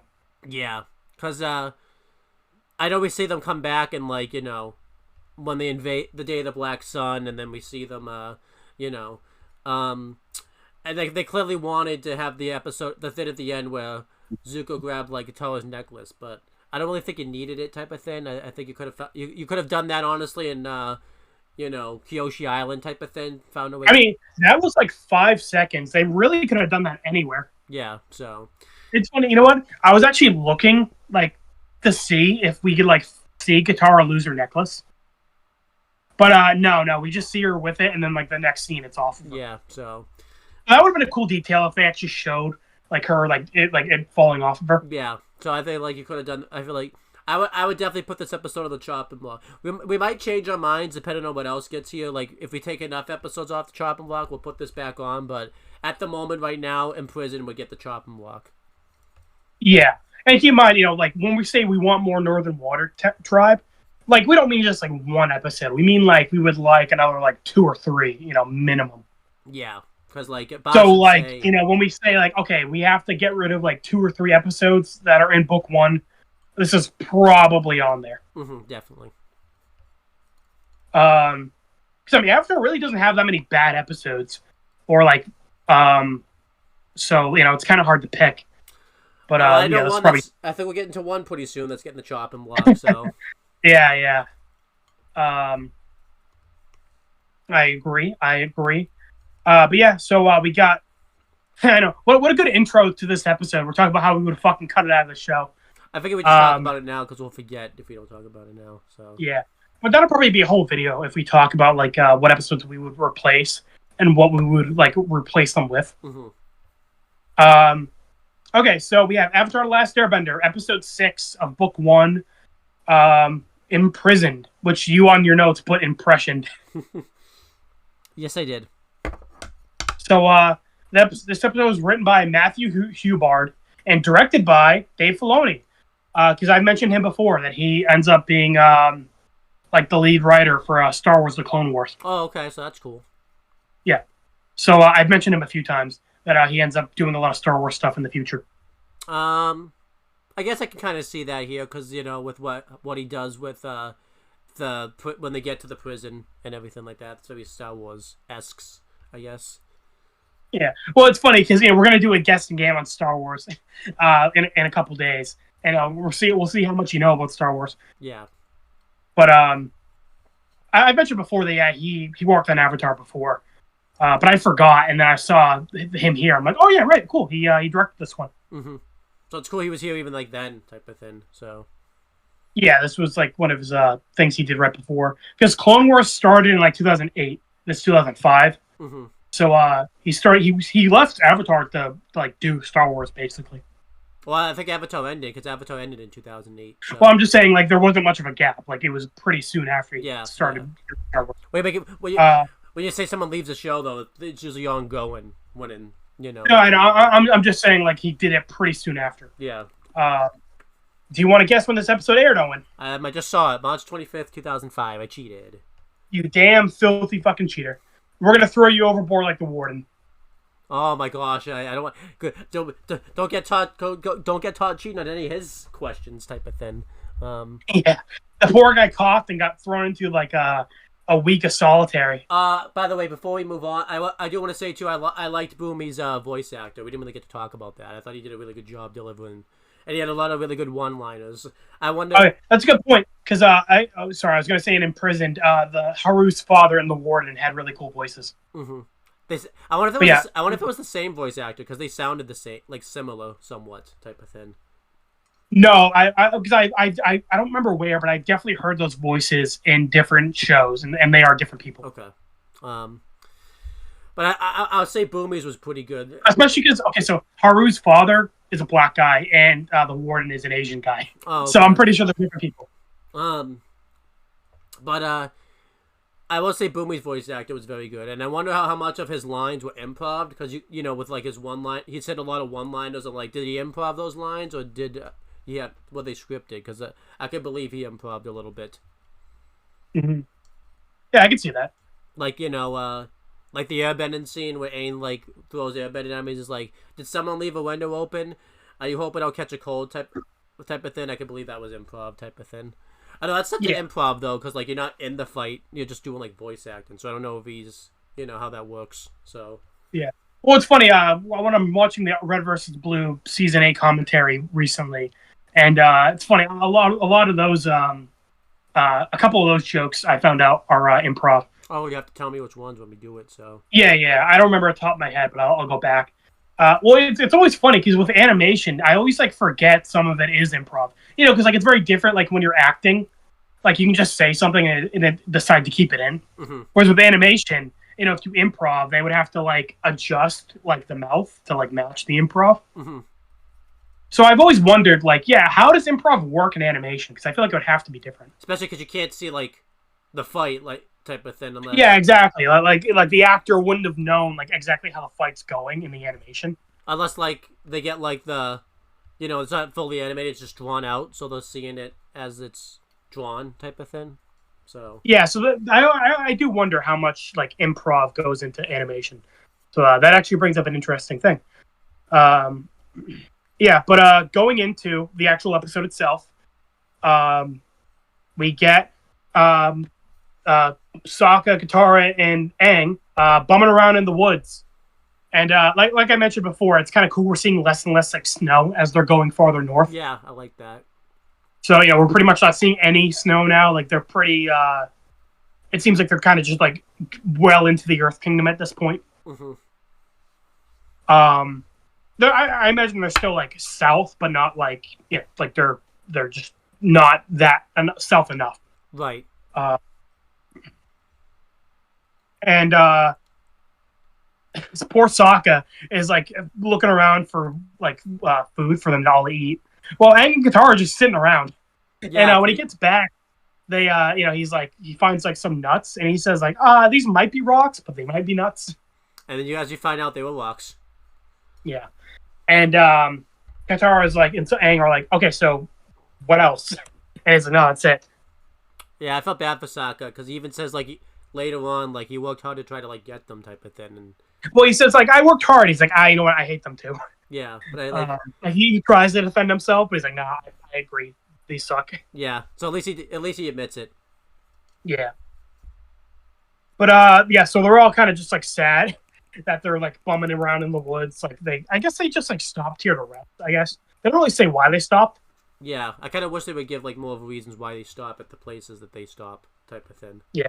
Well, I think the last two episodes did a good job. We know why Aang wanted to stop at Kyoshi and Amashu. I wish there was a better reason, I guess, for this episode. I guess there was just a stopping point. So Yeah, I guess Appa was just tired and they just camped out in the woods. yeah. But then And they I hear to like see the like the struggle they're facing of like being on the road, type of thing, because they can't really. Yeah, I guess because they're traveling for like months, so I guess it makes sense that like not every day they're gonna be near a village or something. Some days they're gonna just be stuck in the middle of nowhere. And it seems like too, like we didn't really mention this. It seems like right from Zuko's ship and Avatar's return, they decided to go to the North Pole, so like they weren't really prepared and anything like that. They just kind of went. Yeah, and they even say like don't really have much money.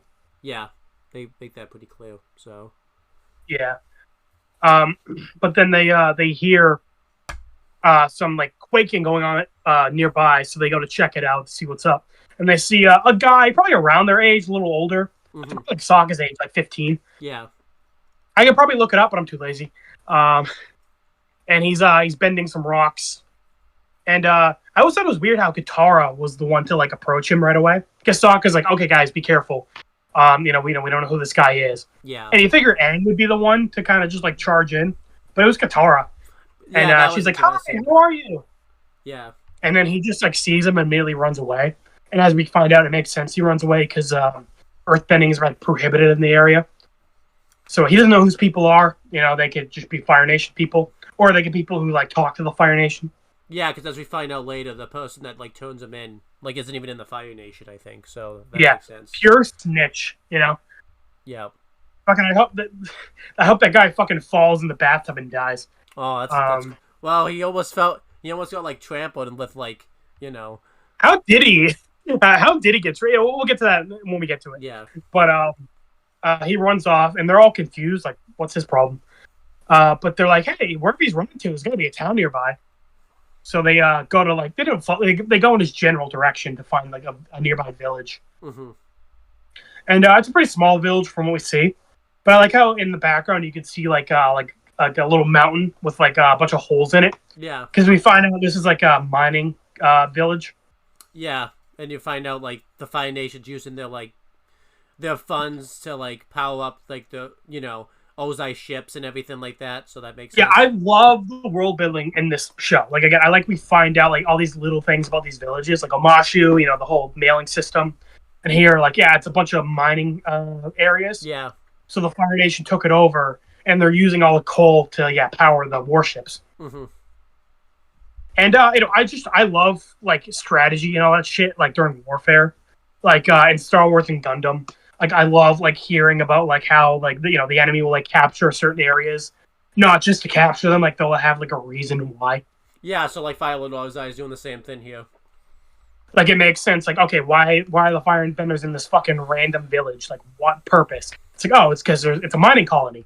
They would take all the coal from the area to use it for the war. Yeah, that makes sense. Yeah. Which bites them in the ass in the end of the episode, but whatever. Yeah. They should have went for the coal. Well, I mean, Jesus. I mean, they've had this place for 5 years, apparently. So this place probably powered plenty of warships. Yeah, definitely. But yeah, they end up in the village. And it's weird how they didn't notice any firebenders when they got there. They just ran, we see a bunch of earthbenders here. Yeah, that was. Well, not earthbenders, Earth Kingdom citizens. And in the background, you hear Aang ask this guy, like, "Hey, can I trade you some nuts for this hat?" That was funny. I liked that. I guess he took the. And actually, I guess the guy took the deal because Aang has the hat. Yeah. And funny thing is, he got ripped off because like some of them weren't even nuts. So it'd be funny if like Aang just gave him like walks, thinking they're nuts. Fucking the Avatar, our hero, everybody. Con man. When this guy found out that Aang won the war, he's like pissed off. He's like, he fucking ripped me off. Fuck the Avatar. He voted for the Fire Nation after this. He voted for the Fire Nation. It was like an election for the Avatar versus Ozai. And Ozai won every time. Yeah, I know, right? Fucking what were the recent election votes? Like, what was the percentage? Whatever it was, that was Ozai's votes. I like that. Yeah. No, oh shit. To clarify, I'm not saying Trump is Ozai. Fucking chill out, everybody.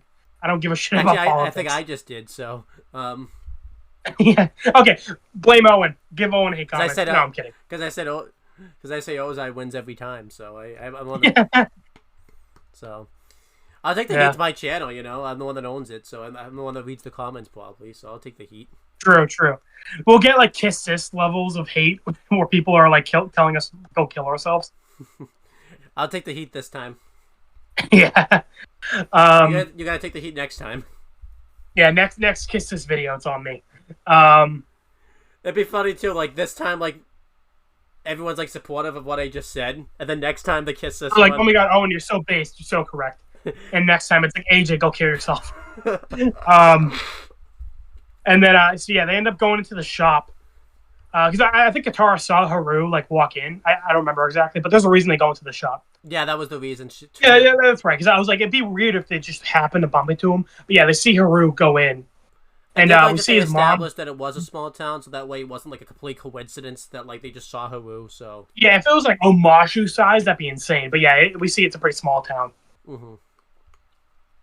And then his mom is kind of giving Haru shit, like, "Hey, where have you been? You're behind on your chores. Get to work." Yeah. And then Katara runs in, and she's like, "Hey, you're that Earthbender guy. How come you ran away?" Mm-hmm. Again, and it's like, could you be any louder? Imagine those firebenders were like nearby. It's like, "Hi, it's you, Haru, the Earthbender." And as we find out, they show up like 2 seconds later. So it's like, remember in the SpongeBob movie when Mr. Krabs' voicemail? It's like, "Hey, Mr. Krabs, thank you for selling me the crown, Neptune's crown. It's now in Shell City. The crown, that's King Neptune's."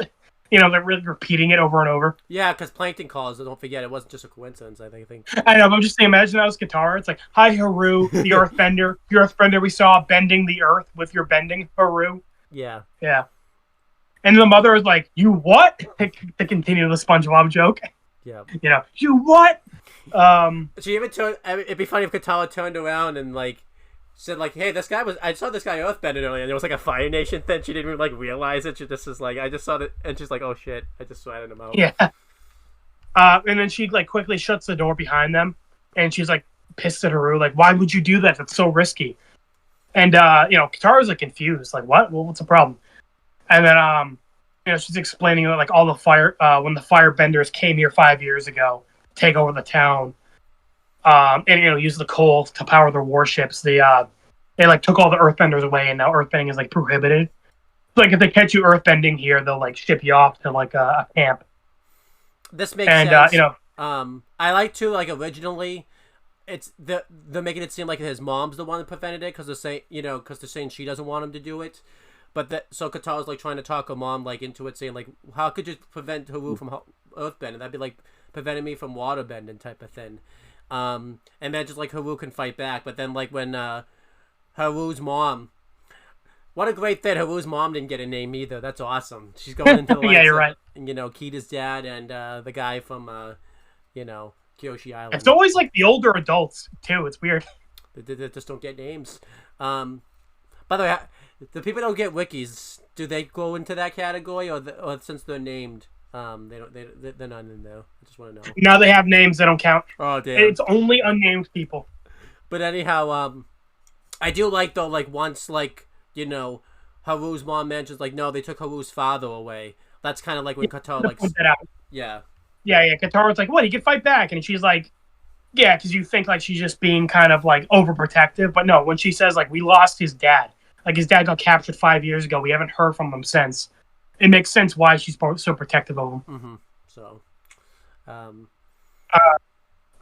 yeah, well, I do like how Katara says like not just he can earthbend to help, like earthbending is like a part of their identity, mm-hmm. like bending is like important to them. Yeah. And then the firebenders walk in, and they're like collecting the taxes.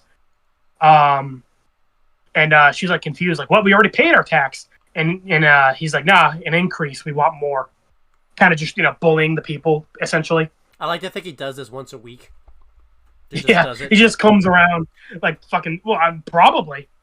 Yeah, I mean, joke about it, but that's probably the case. Yeah. Yeah, it's funny because in Zuko alone, a similar situation where the Earth Kingdom soldiers are like doing the same thing. Yeah. And listen, that's a legit thing. When towns get occupied by soldiers, they'll just fucking bully the the local people and just steal the money and shit. Yeah. Unfortunately. So I like how we're seeing like this is like a real effect of war. Is like it's bad enough they're like taking the coal and like taking all of like the warriors who could fight back, but they're also just like bullying the people who are left, and like obviously all the warriors are gone, like all the people left can't even defend themselves. Mm-hmm. And the guy even like starts bending fire, and he's like, it'd be a real shame if your store burned down. Yeah, so he's threatening to burn the place down if he doesn't do it.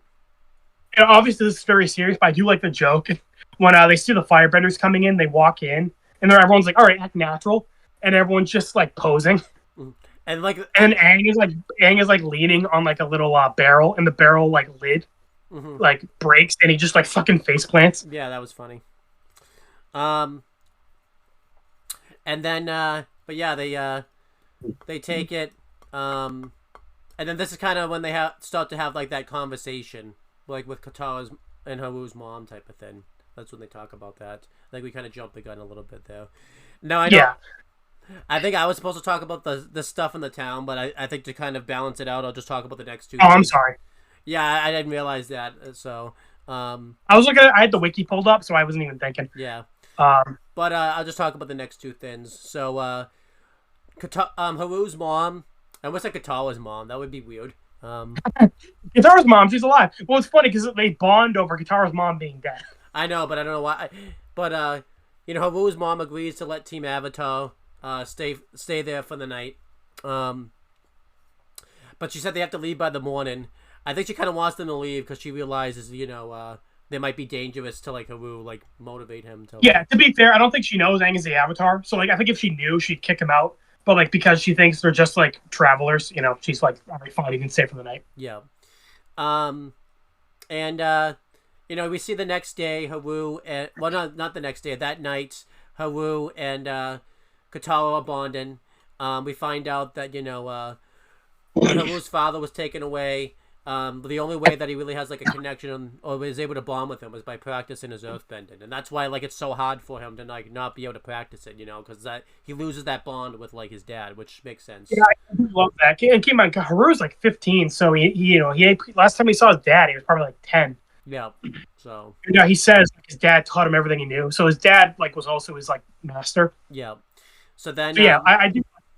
He says like this is like my connection to my father. Katara mentions, we find out about the necklace that her mom made. He didn't make it, but her mom gave her the necklace. She lost her mom in a Fire Nation raid.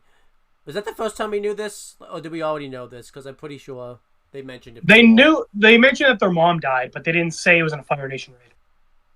Yeah, I'm pretty sure I thought they mentioned that though when like the Southern Air Temple, because that's like why Katara was able to talk down Aang more. Oh yeah. Well, yeah, they mentioned it like the Fire Nation took their mom. Yeah, I guess we didn't know it was like a raid. Yeah. So then we find out that this is like the only connection that Katara has left of her mom. Because no pictures back then, no whipping out your cell phones and just taking selfies and everything like that. Yeah, especially in the South Pole, it's like, geez. Yeah. I do like what Haru says, where he says, "It's not enough, is it?" Kind of like because he can relate. Like when he earth bends, he like feels a connection to his dad, but like it's not nearly enough. You know, it doesn't replace like having that connection with him. Yeah, definitely. And I do like we find out about this necklace, you know, because it becomes kind of a big thing in season 1. So I thought it was. I was surprised. That this was the first episode it was mentioned, and this is the episode she loses it, because they talk about the necklace quite a bit later on. But I forgot this was the first time it was mentioned, and then she ends up losing it at the end. I kind of wish they mentioned it before. Yeah, like mentioned it like maybe when they aimed a guitar with before the penguins let him like thin or whatever. But I guess yeah, that would have been nice. Yeah. Well, it's funny because we end up finding out that Gran had it originally. Yeah, so that would have been cool. So, you know, Gran gave it to Katara's mom gave it to her. Yeah. It would have been nice if she mentioned it. Especially, too, because, like, you know, the necklace is kind of the reason Katara's even able to go learn waterbending at the North Pole, so... True, yeah. You know, because we find out that the waterbending master made it, so... Yeah, Baku was the one who made it, yeah. And then, you know, I guess Katara and Haru are still talking, still chilling. We don't get to see much of the rest of the conversation, but then we hear... I will say this too. They tried to make it seem like they had like a romantic like link a little bit. That's what I was gonna say. Yeah, I feel like they were setting up like a romance between them. And it's funny in Avatar Chibi. Do you remember those? Like those little little shorts they did. Yeah. They did one where like they were in school and like people were trying to ask Katara to like the prom, and it was like Aang, Zuko, Jet, and Haru were like all trying to like ask Katara on a date. Mm-hmm. So I think they were trying to set up that like Haru was like Oh, and Toph jokes about it later when Zuko says, or like Katara wants to say something to the group, and Toph is like, "I knew it. You did have a secret thing with Haru." Oh, was that like towards the end of the show, like in? Yeah. So I'm saying I feel like the writers like acknowledged they were like setting up a romance between them. Yeah. Then I guess they just didn't do it. So. Well, because same thing with Zuko. They make a joke about that in the Ember Island players that like they're like that like Zuko and Katara are like flirting with each other. Yeah. Yeah. So I think it's another thing they kind of like set up that like Katara was going to have like multiple love interests and it didn't really go anywhere. Mm-hmm. Well, with Jet, it kind of went somewhere a little bit. Yeah, because that's why she's so heartbroken when we find out that she found out Jet was the way he was. So I don't know if you saw it. Remember I messaged you that the Avatar like YouTube channel did like it's been 20 years since Jet died. Well, we think so. Yeah, we're not really sure. Yeah, it's really unclear. Mm-hmm. But yeah, so but yeah, it did seem like this episode they were trying to set up like a romance. I guess it does make sense they didn't go anywhere because they go both separate paths, so that makes sense. So well, yeah, it's kind of like the Suki thing where it was just gonna be like a one-off, and then they brought Suki back, and they did bring Haru back, but like briefly. Mm-hmm. And then the next scene, Haru and Katara just walking. I mean, maybe off screen they were in a romance. We don't know. We didn't see what they were doing. Well, it's funny you said that, Owen. In Jet, we find in the fucking Avatar extras, we find out that Jet kissed Katara off camera. Oh, okay. And like Jet was Katara's first kiss. They revealed that in the Avatar extras. I'm like, what the fuck? When was that? That's funny. Oh, listen, same thing could have happened. They fucking Haru could have kissed Katara, and we would have never known. And then we hear that the one in this old guy is in trouble, and I don't know how he got into this position, but like there's like this Maiden like shaft or like cave, and he's like pinned underneath it, and like there's like a bunch of rocks like following him. How the hell did he get in this position? I don't know, but he got there somehow, and Well, it's funny. I was thinking this when I watched it. To bring up Jet again, Sokka ends up in a similar situation where I remember Jet wants to kill that Fire Nation old man, mm-hmm. and thinking he's like a spy, and then Sokka like wants to show mercy, and then that old man ends up like vouching for Sokka. Yeah. So and then here it's the reverse, where they save the old man. And he ends up being a fucking snake.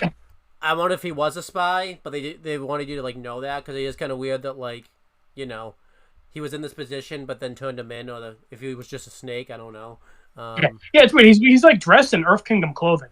So yeah, I guess he's just like he's like yeah, Ozai. Yeah. Yay, Fire Nation. I mean, it'd be funny if this is the guy that like got ripped off by Aang when it sold the nuts to. He's like the Uncle Ruckus of the Avatar world. Like he's like racist to other Earthbenders. Have you seen? Do you know who Uncle Ruckus is? No. In the Boondocks, he's a black guy and he's like racist to other black people. Oh, okay. So that's like the joke. So I'm saying like this guy is like the Uncle Ruckus of Avatar. He's like, yeah, you dirty Rockies. But this guy's in trouble, and Katara and Haru do everything they can to try to get him out, but there's really nothing they can do, and they don't have time to go get help. So Katara even says like, hey, there's a way you can help, and Haru doesn't want to do it obviously because he doesn't want to, because it's prohibited and stuff. And Katara's like, well, Katara like is egging him on because she wants to save this guy, and she's even like, no one's around, no one can see you. Well, someone sees him. Yeah, the very person you're trying to save. Yeah. And Haru, this is pretty cool. He uses his earthbender to like push all of like the mine and stuff like into the cave, type of thing. It just disappears, which was pretty cool. Yeah, the animation was really cool here. And they save him, and then later that night, Katara's like happy that she like motivated Haru, and to like using his earthbend, and like that he got that confidence in him and was able to save somebody. And I like too that they're kind of giving Sokka shit because Sokka obviously wants to leave, which makes sense since this place is a Fire Nation like Army and it's called a Fire Nation. Yeah. So that makes sense why. Well, I do like that's pretty consistent because there's a similar episode in book 3. Remember the Painted Lady? Yeah. So they're kind of in similar positions as they are then. And I do want to mention that like when the Fire Nation showed up, Aang was wearing like the hat, so like that's why they didn't arrest him like earlier. So that kind of worked out. Right, and remember I pointed out Haru and his mom don't know Aang's the Avatar, so like he's wearing the hat. Yeah. So. And I think it makes sense because remember in King of Omashu he wore the wig. Yeah. So he wore the hat here, so people wouldn't recognize him. Yeah. But they had those rocks too, not the rocks, the nuts. Yeah, good thing they had those. Good thing that guy just was like, oh, fucking rocks, hell yeah, here's a hat. No, nuts. No, it had to be nuts because that's the whole thing. Nuts. When he finds out the rocks, he's like, damn you, Avatar. And then the old guy can hate the Earthbenders together. Yeah, but they give Sokka shit for his nuts, and Sokka goes to bed. It's like good night type of thing. Like poor Sokka. Suki and Yue won't give him shit for his nuts. Not at all. Not at all. And then we see like while they were sleeping, the Fire Nation go over and knock on the door. Haru answers, and we find out that the old guy rats out Haru and turns him into the Fire Nation. And yeah, Aang is like 0 for 2 on people getting kidnapped while he's sleeping in these last 2 episodes. To be fair, at least like this time the house was like further away than. Like, yeah, they were in the barn and the house. Yeah. So like. I can't give him a break for the last time though. He should have heard that one. So it's a good thing Toph isn't with him yet. Because remember, like Toph can like sense when people like are ambushing them. Yeah. So it's kind of funny if Toph was with them at this point. This whole episode wouldn't have even happened. Probably not. Especially when you find out later she can bend metal. So like Yeah. So that's why I'm saying like a lot of these episodes are kind of funny because they can only happen like early on. Because like once Aang starts learning the other elements and like they get like Toph and Zuko, like a lot of the stuff wouldn't even work. Yeah, definitely. So the next morning, Katara wakes up. I liked this. Instead of using like the pump to the well to get the water out, she just bends it out, which was pretty cool. Again, like you said, using the elements in other ways other than like fighting and stuff, which is cool. Mm-hmm. And she sees like her mom's in. Not her mom, Haru's mom's in tears. She sees her mom. Oh my god, you lied. Which would be good because I was about to say her mom's in tears, like she's in tears that she's alive, type of thing. Like, are we in the swamp episode already? Katara seeing her mom? Yeah. So, Haru's mom, not Katara's. I keep thinking it's Katara's mom for some reason, but Haru's mom, is in tears. And I liked this because, instantly, like, Katara knew what happened, and she, like, drops the water. I assume she still, like, told her, like, off-screen type of thing, but I did like that, I like this scene. Katara kind of, like, pieced together, like, what she's upset about, yeah. Yeah. And, I like this. This was kind of like a good scene, like, show, don't tell type of thing, because, we saw Haru get kidnapped already, so we could kind of piece 2 and 2 together. And Katara comes in, and she obviously feels guilty about it because, you know, it's kind of, she's the one that, like, egged Haru on a kind of earthbend type of thing. So she feels guilty about it. She kind of feels at fault for the reason Haru got taken. Haru, who's that?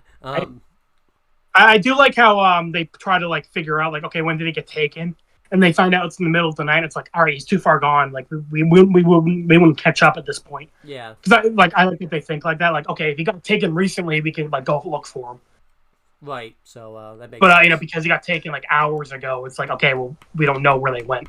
So Katara comes up with the plan that, like, she's gonna get herself arrested for, like, earthbending, and you know, be that way you will lead them right to Haru, which makes sense. I thought that was a good plan. Obviously, we're gonna wonder like how the hell is that gonna happen because she doesn't earthbend, but then we find out. The next scene cuts, and I like this because you know, this is gonna kind of tie into the next episode. They're gonna create fake earthbending, you know, because the next episode they create fake firebending. So I like that they have like tricks around that type of thing.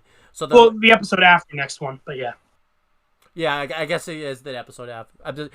Part 2. Yeah, but well, it's also funny because, you know, we saw Aang do this with Boomy, where he, like, used his air to, like, maneuver the rock. Yeah, so I like to think, you know, that's where you learned it from. I wonder how you'd create fake waterbending that because they never try that. I guess you can't really do that. I guess same thing. I guess with air, same thing. You would kind of just, like, push the water with air. I don't know. Yeah, I feel like you can only really do that with airbending. That is kind of cool. Like, in airbending, you can basically cheat and, like, do fake. Yeah, I was gonna say it's kind of cool how Aang can't earthbend, but he's kind of, like, cheating the system. So imagine he just, like, he just fought the Fire Nation, like, and just used the fake and just did it and just faked it, like. Just faked it. Well, it's funny. He does that in book 2 when he meets Toph. He, like, enters the earthbending tournament. Yeah. So. And he, like, fakes it with airbending. Pretty much. Yeah. So what's his name? Oh yeah, so they come up with a plan, Sokka and Katara. That, He forgot Sokka's name. Well, you know, it's going. We're 3 hours into the video now, so. True. Fair enough.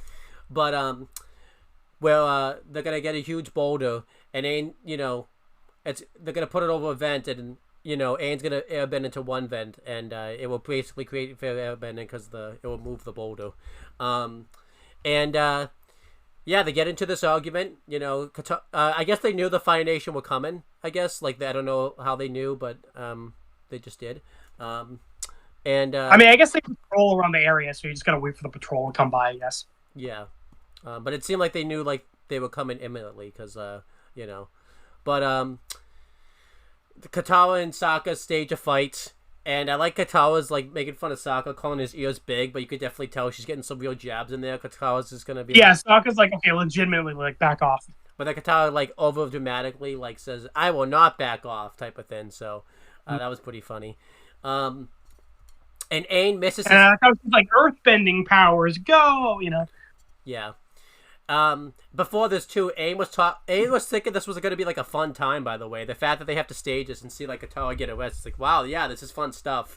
But because Aang doesn't take this seriously, like, he misses his cue like the first time, type of thing. Yeah. It is interesting how Aang really takes a backseat because you know, he's been like the main focus of every episode, and then like even Kyoshi Island. Like, you know, Sokka had a good amount of screen time, but, like, Aang was also pretty equal. Yeah, that's what I guess I'm okay with that, because Katara hasn't had a lot of screen time yet, so this kind of... Yeah, no, I'm completely fine. You know, we're, like, 6 episodes in. I'm like, yeah, this is a good time to, like, give Katara and Sokka some episodes. Like, Aang can take a backseat. Yeah. But, yeah, Aang misses his cue the first time, but he gets it the second time. And this is the story I was going to tell you about. Because I remember seeing the commercials for this. A big, like, hook to get you to watch this episode was like, oh, and Momo has earthbending powers. Because, you know, they do the joke. Because, you know, the god even says, like, that lemur, it's earthbending, you know, because they do the joke where it looks like Momo is, because he's, like, run underneath the boulder when he is. And yeah. So it's kind of weird that was, like, that was, like, in the trailer to, like, get you to come watch this episode. Like, in the I imagine that's what they just did that. Like, Momo can earthbend for the episode, and that's it. He just never does it again. Yeah. So, Katara gets arrested, and Sokka, like, tells her, like, ahead of time, like, you got 12 hours to find Haru. Yeah, Katara... I do like how Sokka's kind of, like, going along with it, but he doesn't really agree. So he's just like, okay, yeah, 12 hours and we're getting out of here. Yeah. So, Katara Because I guess he figured Katara wasn't going to be, like, in danger. It'd be funny if, like, you know, because they go to this prison, but they don't know what's going to happen at this prison, so the first day in... That's what I was saying. Like, I'm like, it's kind of crazy that they just, like, assume they'll just be able to break her out easily. Yeah. So... Yeah, because they couldn't... Because remember the last episode, when they actually go... Remember they took her... Imagine they took her to, like, the boiling rock. I know, that would suck. Like...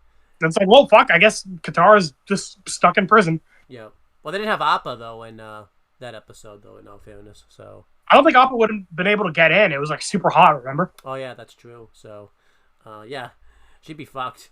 Yeah, she's just stuck there. Stuck and Aang just going to the North Pole without her. I feel like, too, that's been a joke in, like, an episode before, where, like, they think one character's gonna go, like, one place, and then, like, I'm pretty sure that happened before, type of thing, but I can't think of it right now. Well, they thought Appa got sent to Whaletail Island, and that she's still in Ba Sing Se. Oh, that's true. Yeah. So yeah. I was trying to think of like a TV show, like a comedic thing where like. Oh, okay. I thought you were talking about like Avatar specifically. Yeah. I guess in Family Guy they got themselves arrested, so they didn't have to host like Thanksgiving just for like a day, but then they ended up going to like the state prison for like a few days type of thing. So yeah, that's one I guess I can think of. But I've been talking a while. You want to talk for a little? I think you're supposed because I think you're supposed to talk because you're the next thing. Yeah, sure. So they book Katara on a ship on a little boat that's going out to a larger structure out in the water. And again, I do like how Sokka and Aang are like following on Appa so they can find out. Because again, remember the villagers, they don't know where the Earthbenders got taken. They just know they got shipped away. So we find out like a couple miles into the ocean. There's this giant like iron structure. I do like to attention to detail. Like they flew way up in the air so that way like they wouldn't see like they're being followed. Because obviously and they flew very slowly, like the same speed as like the boat, which was good. So I do like that, and it makes sense. Like flying bisons are supposed to be extinct, so it makes sense they wouldn't like be like, well, oh shit, hopefully there's no avatars around here. Right. Because remember, Aang hid his identity. They have no clue the Avatar's in the area. Excuse me. So Katara ends up on the giant structure, and with a couple other people. And I was surprised. Like, oh shit, there's other Earthbenders in the village. But later on, I think they say that like it's from like multiple villages. It's like prison for Yeah, because at the end, I think it makes sense. Yeah. Because Tyro says like we'll take back all of our villages, so like presumably it's like a bunch of villages for this prison. Well, good that you said that because I thought Haru's dad didn't get a name either, so that's pretty funny. I thought he was gonna be. Yeah, his name's Tyro. So they say it like once. Okay. So yeah, we meet the warden. He's inspecting the prisoners, and he's being like, oh, don't think of yourself as prisoners. Think of yourselves as honored guests. And then one guy like coughs. And he's just like, fucking, would you cough for your host? A week in solitary. So clearly this guy's just like a dick. Mm-hmm. And like I said, Tyro's voice and the warden's voice do great jobs. They're really famous actors. I can't think of their names at the top of my head, though. I do. They have very iconic voices, though. By the way, the warden didn't get a name. He gets on the list now. So. Yeah, true. The warden. And he's old. He's an older guy, too. Mm-hmm.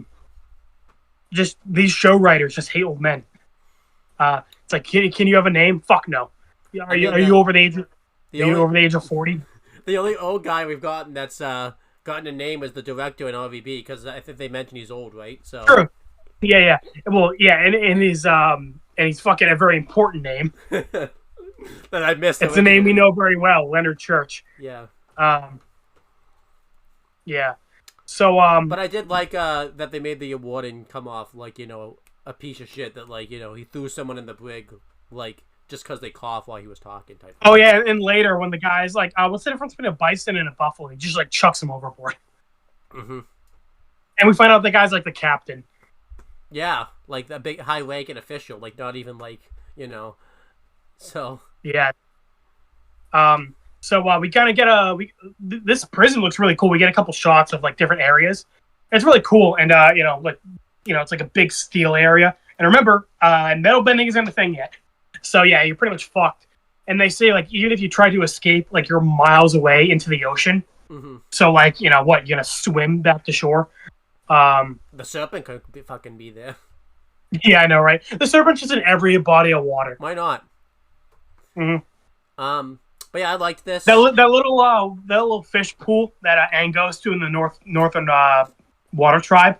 The fucking serpent just pops out of it. But I liked this though. I like I think that's the first time we found out that like earthbenders can't like bend with metal. So I think that's like a big reveal we found out here. So yeah, I mean, I guess that's the assumption that they can't. Yeah. But I liked this. This prison had very big concentration camp type of vibes. You know, the outfits. Set in all of like one like bend in there. You know, they sent all the Jews pretty much to the concentration camps. I know it wasn't just Jews, but it was mainly Jews. So yeah. And then the outfits they were wearing.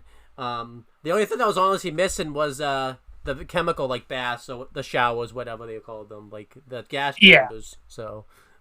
Yeah, I was thinking more POW camps, but yeah, this does give off like just regular concentration camp vibes. Yeah. Yeah. Because you see like some of the prisoners just like working on like the like parts of the ship. Mm-hmm. Well, not even a ship, just like the prison. Yeah. And again, world building. I think it makes a lot of sense. Like, okay, the Fire Nation's invading the Earth Kingdom. Like, what are you gonna do with all the Earthbenders? It's like, okay, yeah, create like a water. A prison out in the water, and it's made of steel, so like the Earthbenders don't have anything to bend. Yeah, that makes a lot of sense. Well, except what they use to power the Thin, they probably shouldn't have used. To be fair, though, they ended up biting them big time. So yeah, but at the same time, I guess it does make sense because they're near a bunch of coal, so it's like, okay, you're gonna use the resources in the area. Yeah. So it does make But yeah, sense. you're right. It is kind of like, okay, probably maybe don't use coal. But I guess like what else would they use? Yeah. I guess if to be fair, Aang's the only one that noticed it too, so it's like, I guess. Yeah, no one else did, yeah. Because like later on, and when we find out about Hama, like when all the water tribe people got captured, they would like keep them in wooden cages, and they would like restrain their arms and like feed them like and give them their water. Yeah. So like they couldn't bend it. Yeah. So I'm just saying it's nice that they're like it makes sense. Like, okay, if these people can bend like water, earth, like it makes sense that they would like put them in these prisons designed to counter that. Yeah, I wonder what they would do for airbenders. Because air's everywhere pretty much. So it's funny. In Korra, they make a joke about that where Korra gets captured and they're like restrained, and she's like, "All right, well, we're not giving you any water and earth or fire, so don't even ask." And it's like, well, okay, I guess there's air, but we can't really do anything about that. Yeah, so so it's funny. In Korra, they make a joke about that. They're like, yeah, we can't really take air from you, but we won't give you any water, earth, or fire. Yeah, I guess you can't really use air to break out of places, though. I guess so. Yeah. And I guess it makes sense why they wiped out the air nomads first, because it's like, yeah, shit. What do you do with the airbenders? Yeah, you can't really take the air, so. Yeah. And even firebenders in the Legend of Korra again. They there's a firebender they have in prison, and they keep her like in the South Pole. Okay, that makes sense. So like you can't really it's too cold to like make fire. Mm-hmm. So like it's cool. It makes sense they would like design these prisons in that way. Yeah, I like that. Yeah. And especially when we get to the Boiling Rock episode, that's like a great prison design. Oh, that's a great one. I like that one a lot. Yeah. Remember Zuko's trying to like keep the air balloon like afloat, but he can't because like the air on the outside is hotter than the fire he can create. Yeah, I remember that. Yeah. Yeah. So and they have the cooler. Whenever a firebender like misbehaves, they'll throw him in the cooler. Yeah, I remember the cooler. Yeah. So again, sorry, I just like I'm geeking out about like, oh my god, the writers are so fucking cool for creating all these like awesome prisons. Yeah, I like it a lot. Yeah. So Katara meets up with Haru because there's like a big courtyard with all the people there, and he's like, "What? You got captured on purpose? Like you got guts? You're crazy for following me here, but like I appreciate it." And he introduces her to his father. So that's kind of cool. That like silver lining. He got captured and thrown in prison, but it's nice he got to see his father again after 5 years. Yeah, I would have liked to have seen like a scene where they bonded, but I guess they didn't really do enough to like show his Yeah, absence. yeah. It would have been nice to get like one scene where we see Haru like thrown in there, and like he reunites with his dad. Because like pretty much right away, Katara like tries to get him to like I like they meet and like immediately Katara tries to rebel. I would have liked if we got like one scene where like they reunited type of thing. So Yeah. I feel like Boiling Rock makes up for that though. With Sako and his dad type of thing. So Yeah, that was a really good one. And I guess we're more invested in Sokka and his dad, whereas we don't really we only knew Haru this episode. I knew him. Knew him before. You knew him. I knew him before. Yeah, you and him go way back. You're like Aang and Boomy. Yeah. You guys grew up together. We technically did actually. I just got older than he did. Yeah. So I guess we didn't grow up together. I grew up and he didn't. He's the same age forever. Yeah, true. Yeah, he was older than you. Now he's younger. Yeah. That is weird. Like because again, I was younger than Aang, and I'm fucking twice his age. Well, no, technically yes. Yeah, he was 12, and now I'm 24. Well, technically he's 112. So. Oh, true. You know what? Once I get to 224, then I'm good. Then you get to Korra though. Even then, that doesn't work because he's older than you. I think in Korra. So. True. And are we counting all the other avatars' past lives? Because then we got like thousands of years. Yeah, so it's like So, Aang my got me beat. Damn. When Aang was born, he was already older than me. Pretty much. Yeah. Because the avatar was thousands of years old. Anyway, we're getting off topic. But Aang, I like how, by the way, Kairo's voice is fucking awesome. I love his voice. I like how we're kind of seeing he has a lot of sway in the prison, like he's kind of respected by everyone, and it makes sense because the mom said him and a bunch of the other Earthbenders like fought back when the Fire Nation first got there. Yeah. So it seems like he was kind of like a leader amongst them. It's kind of someone said it's shocking he has a lot of sway like to talk to the gods though, since he was one of the ones that rebelled. I would think they would like hold that against well, him. it's been 5 years, and he says like he he's kind of just trying to keep a low profile. Keep a low profile and keep everyone safe. Yeah, that makes sense. Because we see the warden's a dick and like will like snap over anything little thing, and he's been there for 5 years.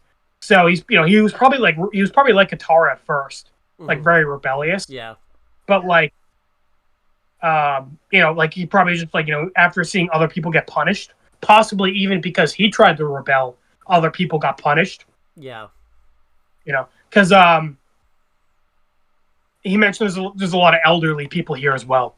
Yeah, he does. Yeah, so he's kind of like a leader there. So like he's like I can't really rebel because it's like if I do anything, it'll punish everyone else. And someone says like there's not really enough blankets to go around for everyone. So he says like all right, I'll talk to the guards and try to get more blankets. And, we'll give the blankets to the elderly people first, and, like, everyone else was kind of have to make do for now. Yeah, so I like that. He's kind of taking care of everyone, so... Yeah, and that's kind of stuck, because as far as we see, there's not really any, like, rooms for... Everyone's just kind of, like, in the courtyard. They're probably just, like, stuck sleeping outside on the cold steel. That's kind of suck. Oh, probably it's terrible. Yeah. And, again, like I said, it seems like, he's, like, on good terms with the guards. He can talk to them to get more blankets. So, it sucks. He was probably rebellious at first, but he's kind of realized that, like, in order to keep everyone safe and to, like, make everything a little bit better, he's kind of got to, like, put his head down and, like, be cooperative. I do kind of like when you first meet him and stuff, you could just tell, like, the look in his eyes, you could just tell he's, like, defeated type of thing, too. Yeah. So... And, I like how Katara immediately, like, thinks he's got, like, an escape plan, because of the way Haru talks about him. Like, she thinks, like, okay, this guy's, like, he a fighter. He taught Haru how to earthbend. Like, he fought back against the Fire Nation. Like, he's got to have a plan. And she's like, listen, Katara, like, I admire your courage and, like, your youth, but, like, that's not how that works. I kind of I'm wondering what Haru was thinking, like, doing all this, like, seeing his father, like, broken like that type of thing. Like, did he try to... Yeah, it's gotta hurt, because he hasn't seen his dad in 5 years. And he's probably very different from how he was, yeah. He probably doesn't want to rebel either, because he's, like, thinking to himself, like, I haven't seen my dad in, like, 5 years. I kind of... He probably... Like, he probably is trying to make the best out of, like, seeing his dad that he can. Yeah, and it's also like, keep in mind, like, he really respects his dad. His dad taught him everything he knew about his earthbending. So if his dad's the one telling him, like, we don't have a chance of escaping, like, you know, he's probably gonna be like, yeah, if you're saying that, I guess not. Right. Which is sad.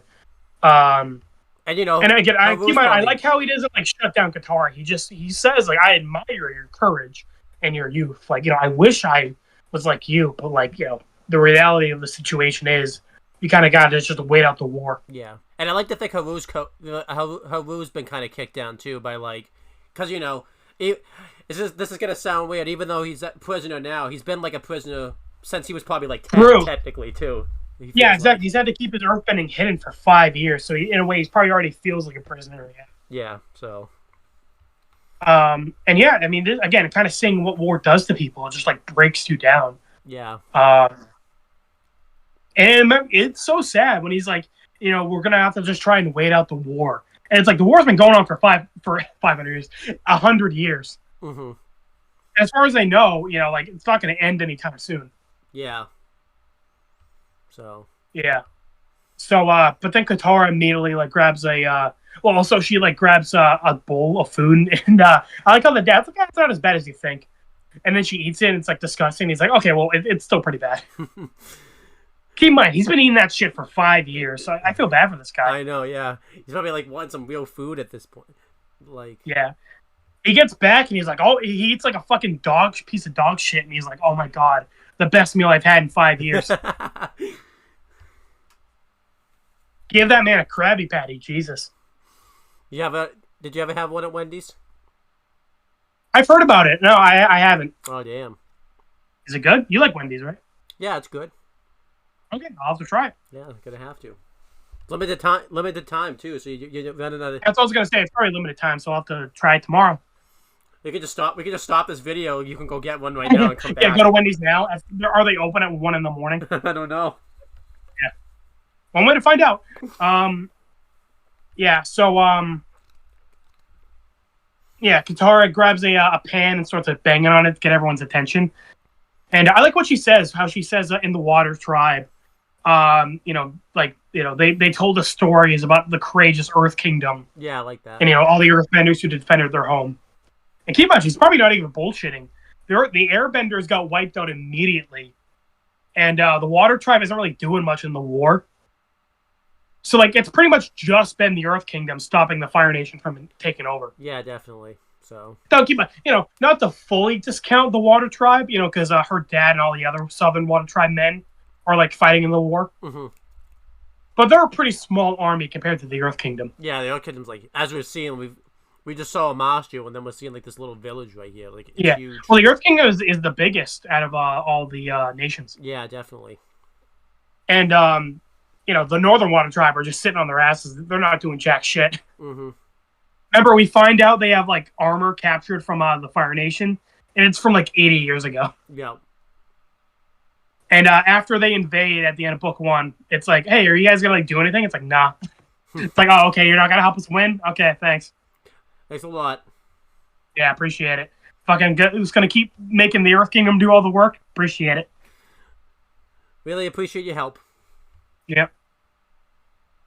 So anyway, by the way, I pointed this out to you earlier. I was like, it's kind of weird. Katara says like, I'm from the Water Tribe, and no one like questions that. I know, yeah. Like, I guess she did. None of the guards are like, wait, you're not an Earthbender? I know. What would they have done, by the way, too? Would they have let her go? Or are they just gonna like keep her there? Well, I feel like I wouldn't let her go, but I'd be like, I feel like don't keep her on this prison. Yeah. The whole point of the prison is it's for Earthbenders. I know, yeah. And like they're in the ocean, surrounded by fucking water.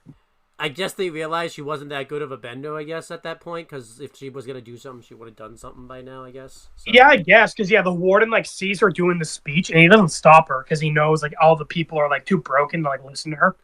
I think what the warden does is pretty cool here, actually, because I think her punishment was having false hope in these speeches. Like, that was doing these speeches and, you know.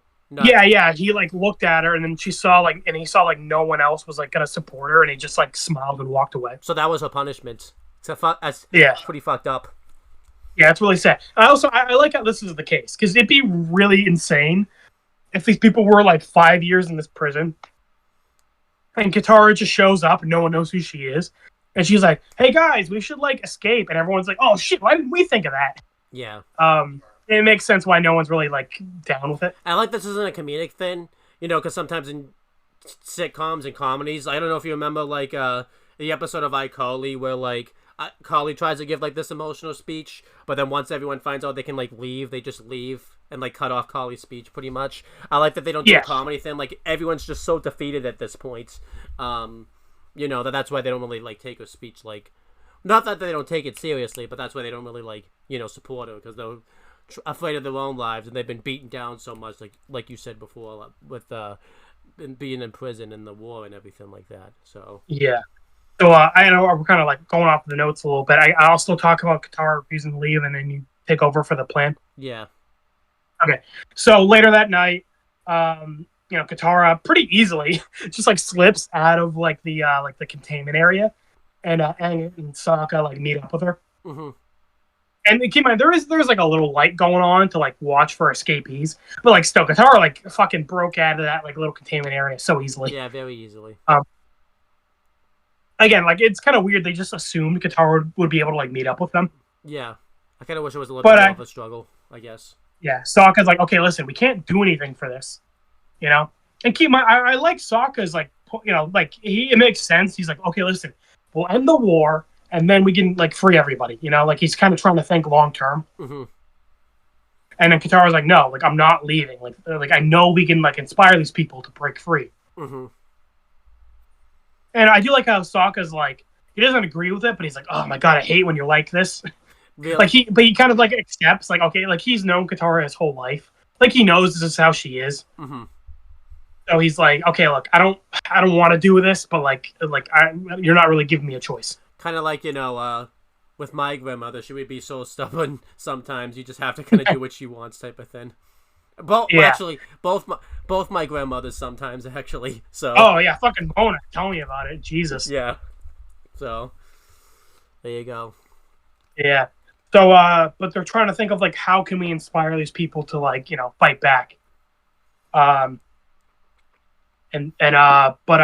pretty much they don't really have time to like talk about it right now because again they have to split up before Katara is noticed. So Katara goes back into the prison. Aang and Sokka fly away, and but like some guards notice, like, oh wait, what the fuck was that? And they meet with the warden. Mm-hmm. And pretty much what I said earlier, they're like, we saw like a flying bison, or like a buffalo or something. And the warden's like, well, what is it, a buffalo or a bison? And they're like, I don't really know if that's like the point. So the point is our prison might be getting broken into. And he just like flips them overboard. Being like, how dare you? Find out that was the captain of all people. Yeah, I know, right? Because he's like, he also agrees with them. Like, okay, something's fishy going on here. We got to look around. Wake the captain. And the guard's like, that was the captain, sir. So he's like, okay, well, wake up someone else who can fucking help me. Jesus. The captain was probably the most helpful person he could have gotten, too. Like, all right, and I like how the warden agreed with him that like something fishy's going on here, but he just flipped him overboard anyway.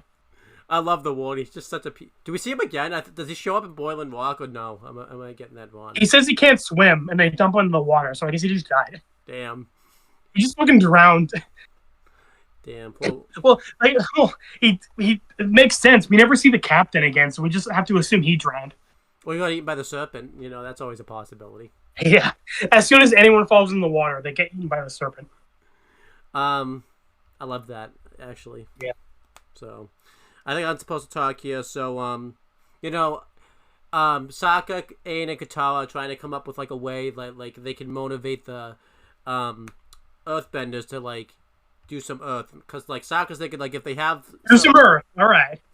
If they have something they can like bend, maybe that would kind of give them that motivation. But obviously they realize that that's not going to happen because it's all metal. But then Daniel points out like no, it's not, because they're using coal to power this thing. So again, they bit them in the ass in the end of the day.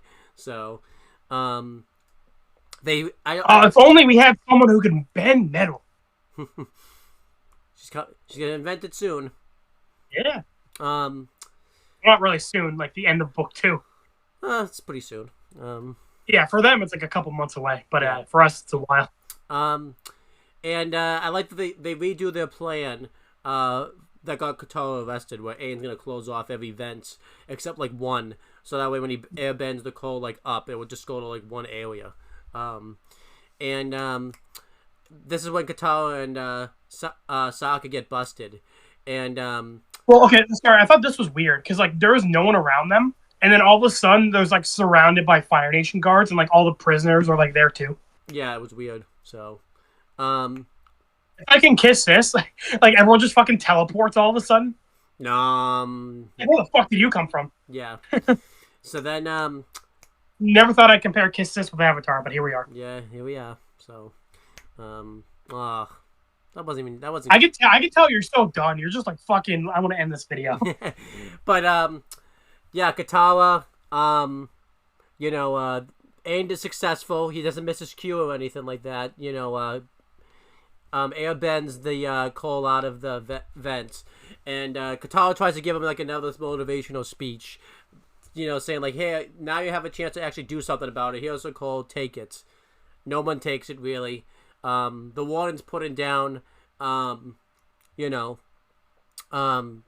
being like, basically saying that their courage and like their spirit was broken years ago, and it's gonna take more than just a few pieces of coal to get it back. And when the warden turns around, he gets hit with not with a rock, but with coal. But coal's technically rock, so I don't know. But we find out that it's your minerals, Owen. Jesus. Hank would not be Hank would not be happy with me right now, by the way. Yeah. And for this scene, I really like it because one, I think it makes the most sense for Haru to back Katara because they like bonded. And also, he hasn't been there very long, so probably compared to the others, his spirit isn't like as broken. Right. Even though, like you said, he probably, he's had been hiding like too. And then the warden goes to like attack Haru, and then Haru's father defends his son, and then that kind of sparks everyone else to like start helping out. I liked that a lot. Yeah. I'm saying I'm glad it wasn't like all at once. It was like Haru makes sense to be the first one to fight back, and then his father, and then everyone else. And his father only fought back to defend his son, which made sense. So right, exactly. I liked that. All right, I think I've been talking for a bit, so it's your turn to talk. Yeah. So the fight begins. All the prisoners begin using their coal to attack the firebenders.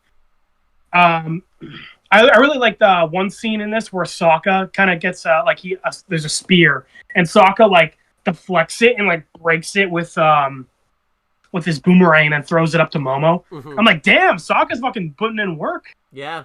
Remember Sokka? We never really Sokka like fight that much. Yeah, no, yeah. And don't forget, Sokka's gonna be a war criminal pretty soon, so it's coming. That's coming up. So. Oh yeah, Sokka's gonna be a fucking mass murderer. So like fucking starting early. Yeah. That's really the only major thing he does besides giving Aang some rocks or minerals or coal, whatever. So I just wanted to point that out. That was a really cool moment. I was like, holy shit, that was like out of nowhere. Yeah. And everyone's like, I like how they're using the coal as like shields, and they're like pelting it at the soldiers to like knock them out. And the soldiers begin to like retreat, and I like how at one point Aang, again, like you said, he's kind of like cheating the system, mm-hmm. Where he like creates like a wind tunnel, and he's like, all right, guys, give me some coal.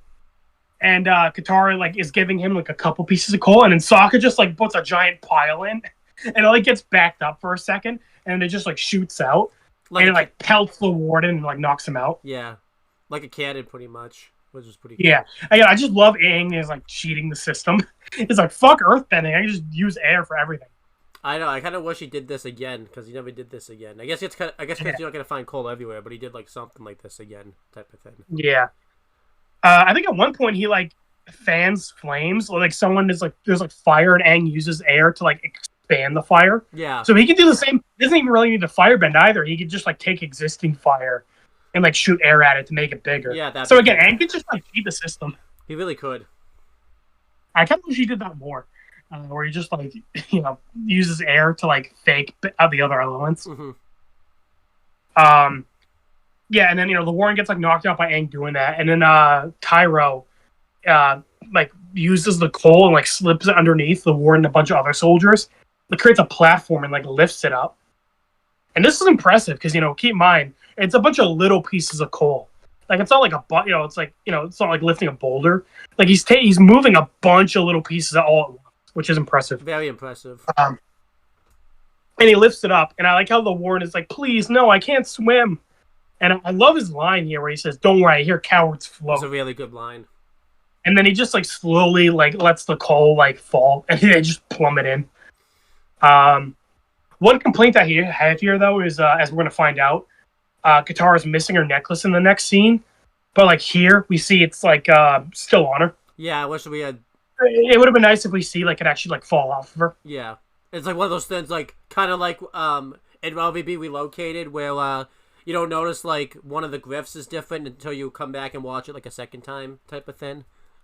Yeah. So it would have been nice if they actually like yeah, you know, like I'd like slip that in there. Like you could have noticed it on a second watch. So like, oh hey, look, Katara's necklace fell off. That's a nice detail. Yeah.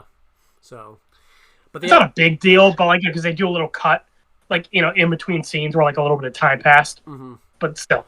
And then the end of the episode, everybody's happy that you know they are free from prison.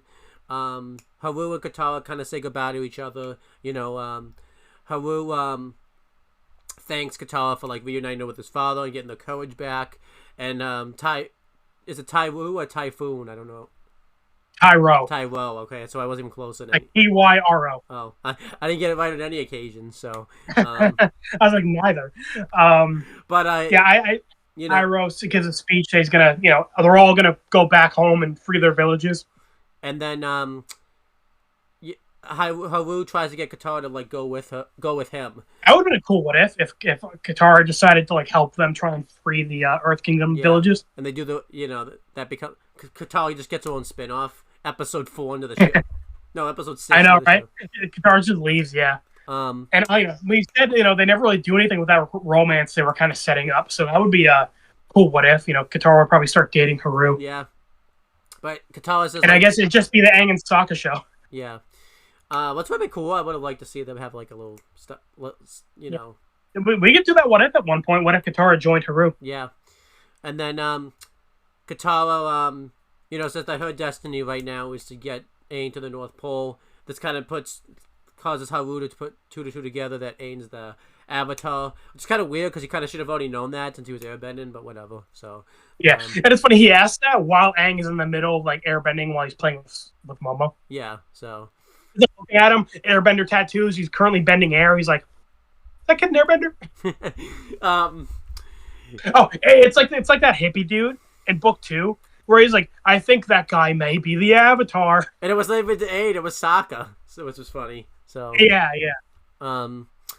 But then you know, Haru kind of like shows mercy to like Katara, saying that like, you know, mercy. He was gonna fucking kill her.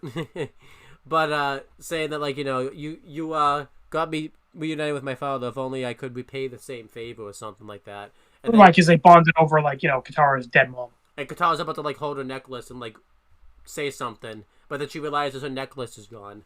And when it cuts back, we see that I guess she dropped it during the fight. And Zuko picks it up, and you know, this was kind of like the first time, like other than like part 1, where Avatar ended on like a cliffhanger. You know, now that Zuko has the necklace, like we don't really know what's gonna come of this type of thing. So yeah, and it's kind of underwhelming, honestly. Yeah, I feel like he uses it, but like nothing really comes of it, like type of thing. Yeah, like I mean, that's not really this episode's fault. That's future episodes' fault. Because you know, like in the waterbending scroll, like, you know, he like uses Katara, he like blackmails Katara, being like, "Hey, I have your necklace. Yeah, I can give it back to you." And then like they use it during like the Fortune Bato the Water Tribe episode. I guess. I mean, I guess that. And then like Aang takes it back, but I'm saying like that's kind of it. They don't really do much with it. Yeah, so it seems like the way this episode ends thinks like it's gonna be a bigger deal. Yeah, I wonder if it was supposed to be, and then they just didn't really. I don't know. So, but this was imprisoned. Overall, I think this episode's pretty solid. I'm gonna give this episode a B-. I think it's good. You know, I like the way. Yeah, B-.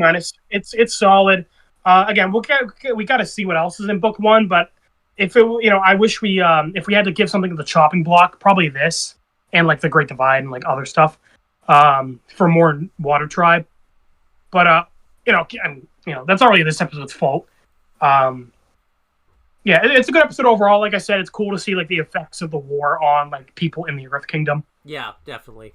And I like that we got like I feel like having Omashu happen first and then in prison was kind of cool because you got to see like what One Nation was like without the Rule of the Fire Nation, and then this one was like very heavily influenced with the Rule of the Fire Nation. Yeah, Haru's a decent character. He's not like amazing. He serves the role he's supposed to. Yeah. Again, I think it was weird. They kind of like set up. They were like having a little bit of a romance, and they never like did anything with it. Yeah, because Katara and Jack get more of a romance than Yeah, and at least that like serves a purpose. When Jet comes back, and Katara like doesn't trust him, and also like I get that. Mm-hmm. But like this really doesn't serve a purpose. Yeah. It's nice to have a Katara episode. Though I'm happy with that. Yeah. Katara gets the focus. Yeah. That's pretty much it. We've talked a lot, but so we'll end it here. But yeah, this was a B-. I think we said King of Omashu is our favorite, then Kyoshi Island, then Imprisoned. Yeah. Next episode is the two-parter, Winter Solstice Part 1 and 2.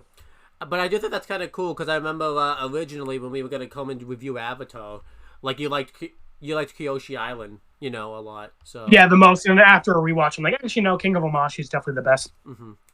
But yeah, that's pretty much it, guys. Thank you guys for watching this video. Anything you want to plug or promote? Nah. Obviously, for me, you can check out Wrestling Fortune 44 for GM mode and WWE Aftershock. And then this channel, AJ and I are going to get a lot done recording-wise this week. Or whenever you see this. Just be on the lookout for it. We're going to do some non-Yellow Jackets videos now. We've been on Yellow Jackets a while, so we want to take a break from it. So, but yeah, that's pretty much it, guys. Thank you guys for watching. We will talk to you guys later.